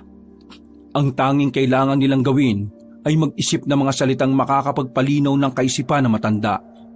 Yun na lamang ang natitirang paraan na alam ni Mang Onyok. Kapag hindi nila yun nagawa, sisiklab ang kaguluhan. Ito ang tatandaan ninyo. Pipigilan natin si Pilita hindi dahil gusto natin protektahan ang mga may kasalanan sa kanya, kundi dahil gusto natin siyang iligtas at ilayo sa kasamaan. Wala tayong ibang gagawin, wala tayong kakampihan, wala tayong paninindigan. Mang Onyok, tingin ko, ikaw ang dapat kumausap sa kanya eh. Ikaw mas nakakakilala sa kanya. Hindi! Kailangan magkakasama tayo. Kailangan maramdaman niya na marami pa rin naniniwala sa kanya. Pero paano kung masalisan niya tayo? Paano kung umalis na tayo pero narito na pala siya sa baryo? Akong bahala. Meron akong dalang medalyon. Umiinit ito kapag nasa paligid siya. Kailan natin to gagawin? Mamayang 6:00, aalis na tayo. Kailangan bago gumabi, maabutan natin siya doon. Sigurado akong gabi niya gagawin ang paghihigante. Anong kailangan naming dalhin? Wala. Tapang lang. Kasi hindi natin sigurado kung ituturing niya tayong kakampi o kaaway. Nung araw na yon, nanatili lang sila sa loob ng bahay ni Nelson. Nagpapalipas lang sila ng oras. Hindi sila lumalabas dahil baka pag-initan lang din sila ng mga residente. Tahimik lamang si Nelson sa gilid. Sa mga sandaling ito ay kalmado na siya at malinaw na rin ang pag-iisip niya. Napatingin siya kay Aaron. Napatingin din naman ito sa kanya. Sinenyasan niya itong lumapit. Nakasimangot din naman niyong lumapit. Kung makasitsit ka, parang nangsisitsit ka lang ng bata ah. Subukan niyo mag-away na naman. Talagang bubugbugin ko kayong dalawa. Hindi naman kami mag-aaway eh. Hihingi lang ako ng paumanin sa nagawa ko kanina. Aaron, pasensya na ah. Nadala lang ako ng emosyon ko. Hindi ko intensyon na sisihin ka. Sa katunayan, na-realize ko kanina na tama lang din ang ginawa mo. Wala na yon. Naiintindihan din naman kita eh. Alam naman nating lahat na sa ating tatlo, ikaw ang mas close sa maglola. Pasensya na rin kung ano man ang nasabi ko kanina. Nagkamayan ng dalawa. Napangiti na lamang si Ramrod sa kanila. Si Ramrod ang pinakabata sa kanila, pero parang ito ang panganay pagdating sa mga ganoong bagay. Alam mo, naranasan ko rin yan. Ang alin po? Yung makipagbati? Hindi. Yung hindi magsuot ng brief. Kita ko pututoy mo, iha! Hindi na bumukaka pa si Ramrod nang sabihin niyo ni Mang Onyok. Sa unang pagkakataon mula kagabi, nagawa na nilang matawa. Pinapasawa ko lang kayo ha. Masyadong mabigat ang mga nangyayari. Siguro naman may karapatan tayong tumawa. Bago man lang tayo maiyak mamayang gabi. Sandaling natigil ang kanilang pag-uusap nang marinig nilang may tumatawag sa labas. Pagsilip nila, nakita nila si Mang Joseph na may mga kasamang lalaki. Armado mga yon, pero hindi mga pulis. Sa pagkakaalam ni Mang Onyok, ang mga yon ay mga residente lang pero may mga tinatagong baril. Kinabahan na ang magpipinsan, pero pinakalma sila ni Mang Onyok. Huwag kayong lalabas. Ako nang haharap sa kanila. Naglakad palabas si Mang Onyok, kaswal lang itong lumapit kay Mang Joseph. Hindi makikitaan ng matandang albularyo ng kahit na anong takot. Ah, Joseph, ano ito? Ikaw ang dapat kong tanongin, Onyok. Bakit ka nandyan sa bahay ng mga traidor? Hindi mo ba alam na protector sila ng aswang? Una pa lang alam na nilang aswang ang maglola, pero hindi sila nagsumbong. Kinakausap ko lang sila tungkol sa mga nangyari. At lilinawin ko lang, wala rin silang alam. Hindi nila alam na aswang ang maglola. Ako at si Kapitan lang ang nakakaalam. At ikaw? Isa ka pa. Alam mo na pala pero wala ka man lang ginawa. May gagawin sana kami ni Kapitan, kaso pinangunahan mo kami. Sino mo nangyari? Pinaslang niyo ang apo ng aswang. Tapos ngayon, nasa panganib ang buhay ninyong lahat. Alam mo ba kung anong klase ng aswang ang makakalaban nating lahat? Dating reyna ng mga aswang yan. Wala akong pakialam kung reyna o hari pa siya ng aswang. Kung kayo ni Kapitan walang gagawin, pwes ako meron. Hindi ko hayaan na mapahabak ang mga tao dahil sa lintik na aswang na yan. Dahil sa ginawa mo, mas lalo silang mapapahamak. Alam mo kung hinayaan mo lang sana akong gumawa ng paraan, walang buhay na mawawala eh. Kaya kong kausapin na maayos si Pilita. Kaya ko siyang kumbinsihin. Pero umapil ka lang eh. Di sinasabi mo na kilala mo pala si Aling Pilita. Ibig sabihin, isa ka din palang protektor ng mga aswang. Mga kasama, bukod sa 3 lalaki sa loob, itong nasa harapan natin ngayon, balak niyang protektahan ng maglolang aswang. Kaya hindi niya kagad pinalam sa mga tao nang malaman niyang aswang ang maglolang yon. Tila nagalit ang mga residente sa sinabing yun ni Mang Joseph. Walang nagawa pa si Mang Onyok nang tutukan ito ng baril ng mga kalalakihan. Sa pilitan nitong pinaluhod. Pagkatapos, agad namang pinasok ng mga armado ang bahay. Napatapa na lang sa sahig ang magpipinsan. Hindi nyo alam ang ginagawa nyo. Sinisira nyo na naman ang pagkakataon na may dadaan natin sa mapayapang usapan ng lahat. Ilayo mo nga mukha mo sa akin. Baho ng hininga mo. Sa mukha ko pa ikaw nagsisisigaw dyan. Siniko pa ni Aaron ng isang lalaking may bitbit sa kanya. Sampal naman ng malakas ang kanyang natanggap. Dali niyan sa malawak na bakuran. Igapos yan. Tandaan niyong lahat. Dahil sa mga ito kaya din namatay mga kasama natin. Kung hindi nila pinrotektahan ng maglolang aswang, wala sanang namatay. Kung hindi ka sana nakialam, umalis na lang sana sila ng mapayapa nang walang namatay. Bakit kasi kung sino ba ang walang alam, siya pa ang maraming sinasabi? Manahimik ka! Ha? Ano? Huwag niyong saktan si Mang Onyok. Mang Onyok, huwag ka na magsalita. Sige na, sasama na kami. Sasama talaga kayo. Kasi kung hindi, kakalat ka rin namin kayo. Sagad sa buto ang galit ni Nelson ng mga sandaling yon. Pero pinilit na lamang nitong ikalma ang sarili para makapag-isip pa siya ng maayos. Ilang sandali lang, dinala na sila sa malawak na bakuran. Itinali silang 3. Magkakatabi sila sa poste ng ilaw. Sandali silang iniwan doon at umalis si Mang Joseph kasama si Mang Domeng. Naiwan na lamang doon ay ang mga armadong lalaki pati na rin ang iba pang residente. Patawarin niyo ako. Kung alam ko lang na ganyan katanga si Joseph, hindi ko na sana siya kinausap. Tumakas na lang sana tayo. Wala ho kayong kasalanan. Alam naman namin na ginawa mo lang yun para madaan sa payapang usapan ng lahat eh. Pero ayos lang ho ba kayo? Dumudugo ang labi nyo eh. Ayos lang naman ako. Lakas sumuntok ng loko kapag walang kalaban-laban yung kaaway eh. Anong nangyari? Eto, nakagapos tayo. Di ba naramdaman? Ang tanong ngayon, anong gagawin natin? Mang Onyok, ano sa tingin mo gagawin nila sa atin? Hindi sa tinatakot ko kayo. Pero sa mga probinsya na gaya nitong atin, kapag may ugnayan sa aswang ang kasalanan mo, susunugin ka ng buhay. Kung ganun, kailangan pala talaga natin makatakas dito. Paano? Isa na lang ang natitira nating pag-asa. Sana dumating si Aling Pilita para iligtas tayo. Maya-maya pa, nakabalik na rin sila Joseph. May dala-dala na ring 4 na galon ng mga yon. Gasang nasa loob. Bagay na nagdulot na naman ng pangamba para sa kanilang 4. Joseph, anong gagawin mo sa amin? Ang mga protektor ng aswang, may tuturing na rin kampo ng kadiliman. At kung iniisip niyong ililigtas kayo ni Kapitan, nagkakamali kayo. Dahil si Kapitan lang mismo ang nagbigay sa akin ng permisa. Siraulo din pala yung Kapitan dito eh. Nilaglag tayo ng lokong yon, Mang Onyok. Tarig Joseph, hindi namin pinrotektahan ng mga aswang. Gusto lang sana namin subukan na makausap sila para maidaan sa mapayapang kasunduan ng lahat.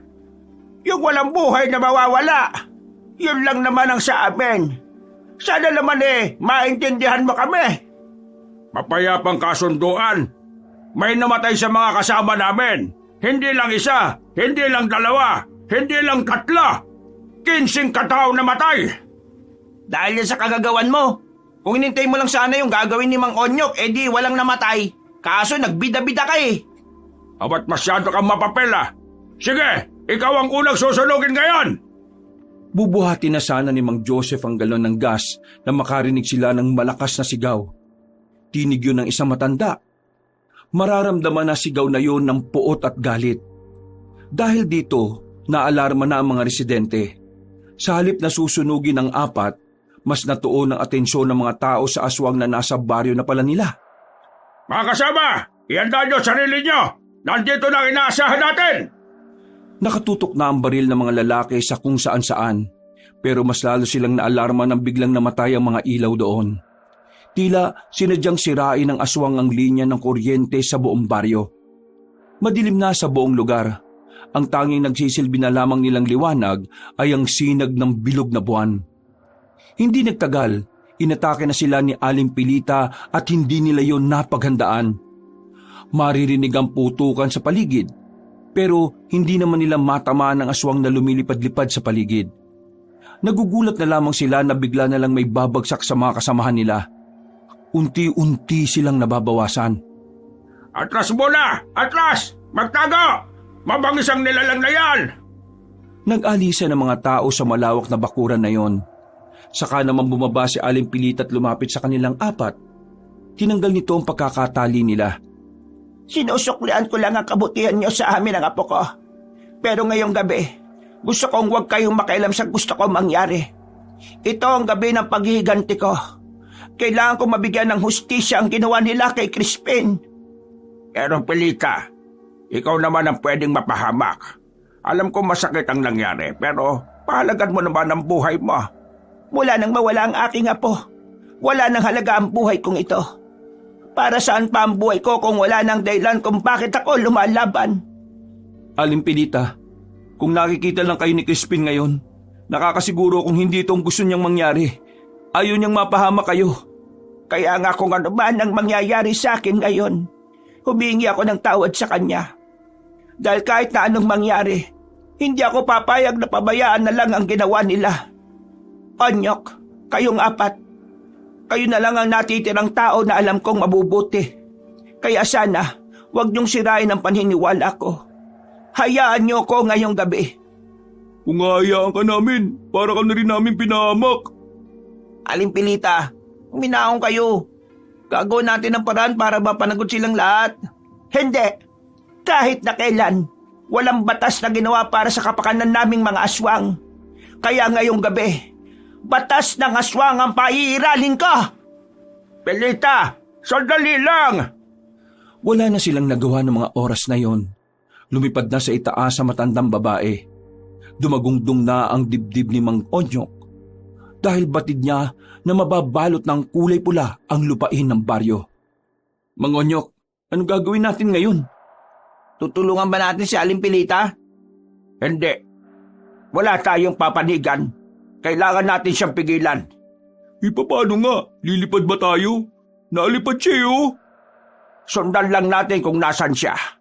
Para kapag tinamaan siya, agad natin siyang maililigtas. Tara na, bilis! Agad na tumakbo palabas ng malawak na bakuran na yon ang apat. Sinundan nila kung saan patungo si Pilita. Nakita nilang nasa barangay na yon. Lahat ng naroon ay inatake ng matandang babae. Kahit na anong gawin ng mga tanod, hindi sila makatama. Masyadong mabilis si Aling Pilita. Isa pa sa nagpapahirap sa kanila ay ang kakayahan ng aswang na makalipad. Habang nagaganap ang mga yon, nakatago lang silang apat sa halamanan sa tapat ng barangay. Grabe, walang palag sa kanyang lahat. Mabagis na aswang si Pilita noon, pero nagbago siya nang magkaanak siya. Mas lalo pa siya bumait nang dumating sa buhay niya ang apo niyang si Crispin. Kaya hindi rin natin siya masisisi. Ang bata na lang na yun ng mundo niya.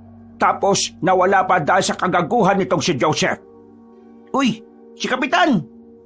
Lumambas ng barangay hall ang kapitan. May hawak-hawak itong Armalite. Pinaulanan nito ng bala si Aling Pilita. Tinama na matanda sa pakpak kaya agad itong bumagsak sa likuran ng truck. Lalapit na sana si Nelson doon pero hinila ito pabalik ni Mang Onyok. Bakit? Kailangan niya tayo dun. Baka ikaw ang babarel. Kaya ni Pilita na makabangon. Marang naglakad ang kapitan patungo sa likuran ng truck. Pero naggulat ito nang wala na roon ang aswang. Bigla na lamang lumitaw si Aling Pilita mula sa bubungan ng sasakyan. Napapikit na lamang si Nelson sa sumunod na nangyari. Dinakma kasi ni Aling Pilita ang ulo ng kapitan. Bumao na matutulis nitong kuko sa mata at saka tinuluyang gilitan sa leeg. Lalapitan na sana nila matanda pero bigla namang dumating sila Mang Joseph. Kumpara kanina, mas marami na mga yon. Lahat ay puro armado. Niratrat nila ng bala matandang babae. Wala itong nagawa kundi ang magtago na lamang sa likuran ng truck. Pinatay niya ang nag-iisa kong pamilya! Pinatay niya ang mundo ko! Pinatay niya ang walang kalaban-laban na apo ka! Napamura na lamang si Mang Onyok sa mga sandaling ito. Naramdaman na kasi ng albularyo ang pagbabago ng anyo ni Aling Pilita. Ang huling pagpapalitan niya. Wala na. Wala na tayong magagawa. Hindi na natin siya makukumbinsi. Anong sinasabi niyo? Wala na siya sa sarili. Wala na siyang kikilalanin. Isa na siyang halimaw na ang tanging alam lang ay pumaslang. Ihanda niyo sarili niyo. Kailangan na nating tanggapin na kailangan ko siyang paslangin para matigil na ito. Tinanggal na ni Mang Onyok ang nakabalot na tela sa espada nito. Kulay ginto ang espada nito na talagang ginagamit niya lang sa mga aswang. Pero bago sila lumabas, hinayaan na muna nila ang mga nagkakagulo sa harapan nila. Tatamaan sila ng bala kung gigit na sila para labanan si Aling Pilita. Tumuntong sa taas ng truck ang halimaw na aswang. Itim na ang lahat ng katawan nito. Mas mahaba na rin ang mga kuko. Pinagbababaril nila Mang Joseph yon pero parang hindi na tinatablan ng bala si Aling Pilita.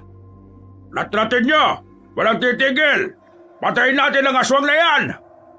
Naubos na lang ang mga bala nila pero wala pa ring nangyari.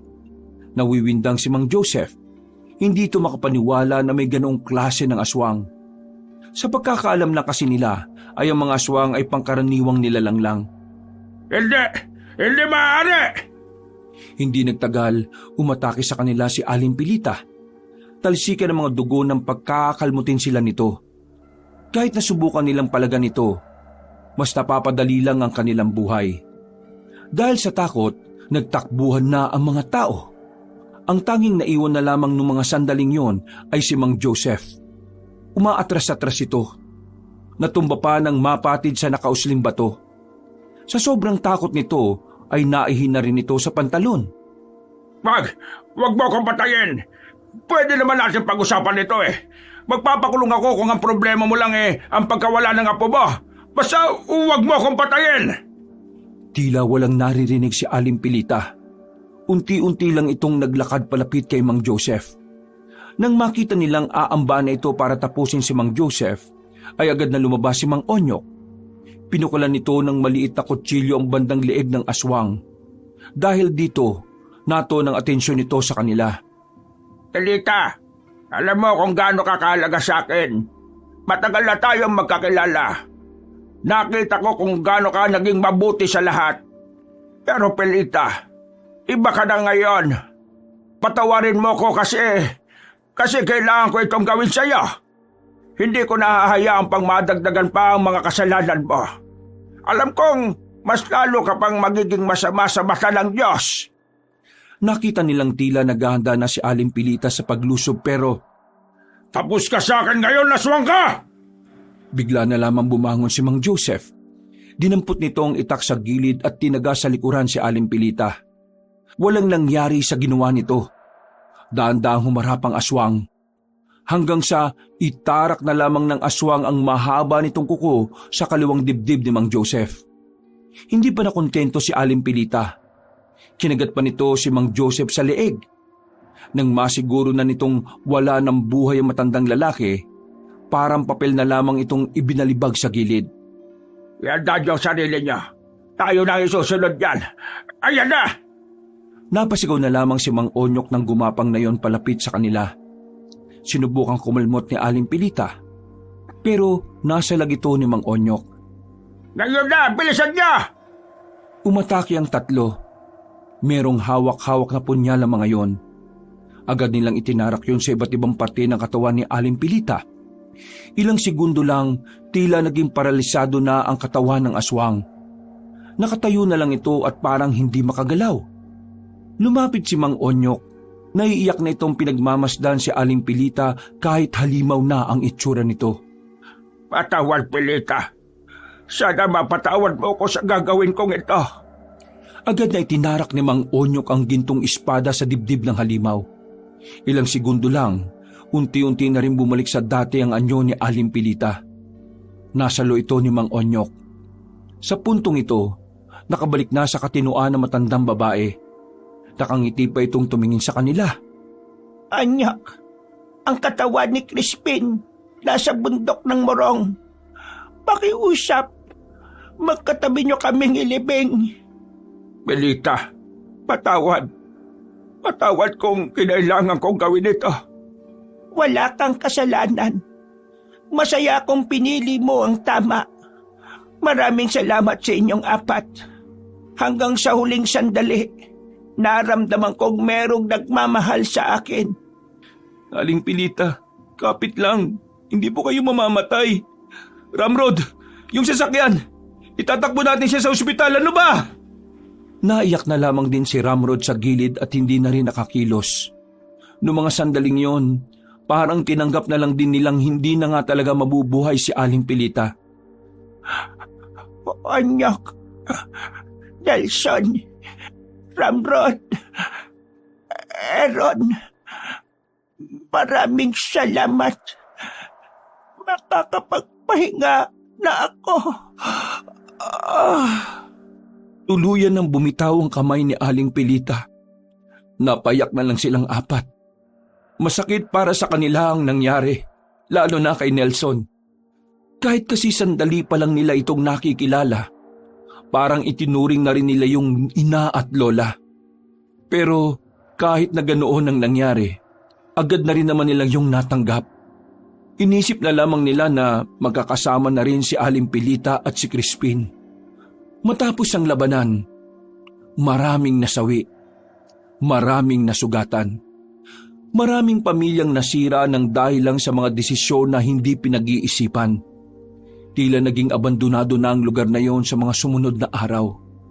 Mabaho, Nilalangaw at umaalingasaw dahil sa mga bangkay na ni isa hindi naman kinuha ng mga kamag-anak. Umalis na rin ang magpipinsan doon. Lumipat na sila sa lugar ni Mang Onyok at doon na nila itinayo ang kanilang negosyo. 1 buwan na rin ang nakalilipas matapos ang madugong labanan. 1 buwan na rin nilang dinadalaw ang puntod na ginawa nila para sa maglola. Sa mga nangyari, natutunan niyang ang inaakala nilang masama ay kaya rin palang maging mabuti. At ang inaakala nating mabuti ay pwede rin palang maging masama. Napagtanto niyang walang magandang may dudulot ang mga desisyon na nakabase lamang sa emosyon o bugso ng damdamin. Lahat ng karanasang yon ay naging parte na ng pagkatao nilang magpipinsan. At kahit na kailan, babaunin nila ito hanggang sa kanilang pagtanda. Dadali nila ang mga aral na kahit na kailan, hinding-hindi nila makakalimutan. Wakas,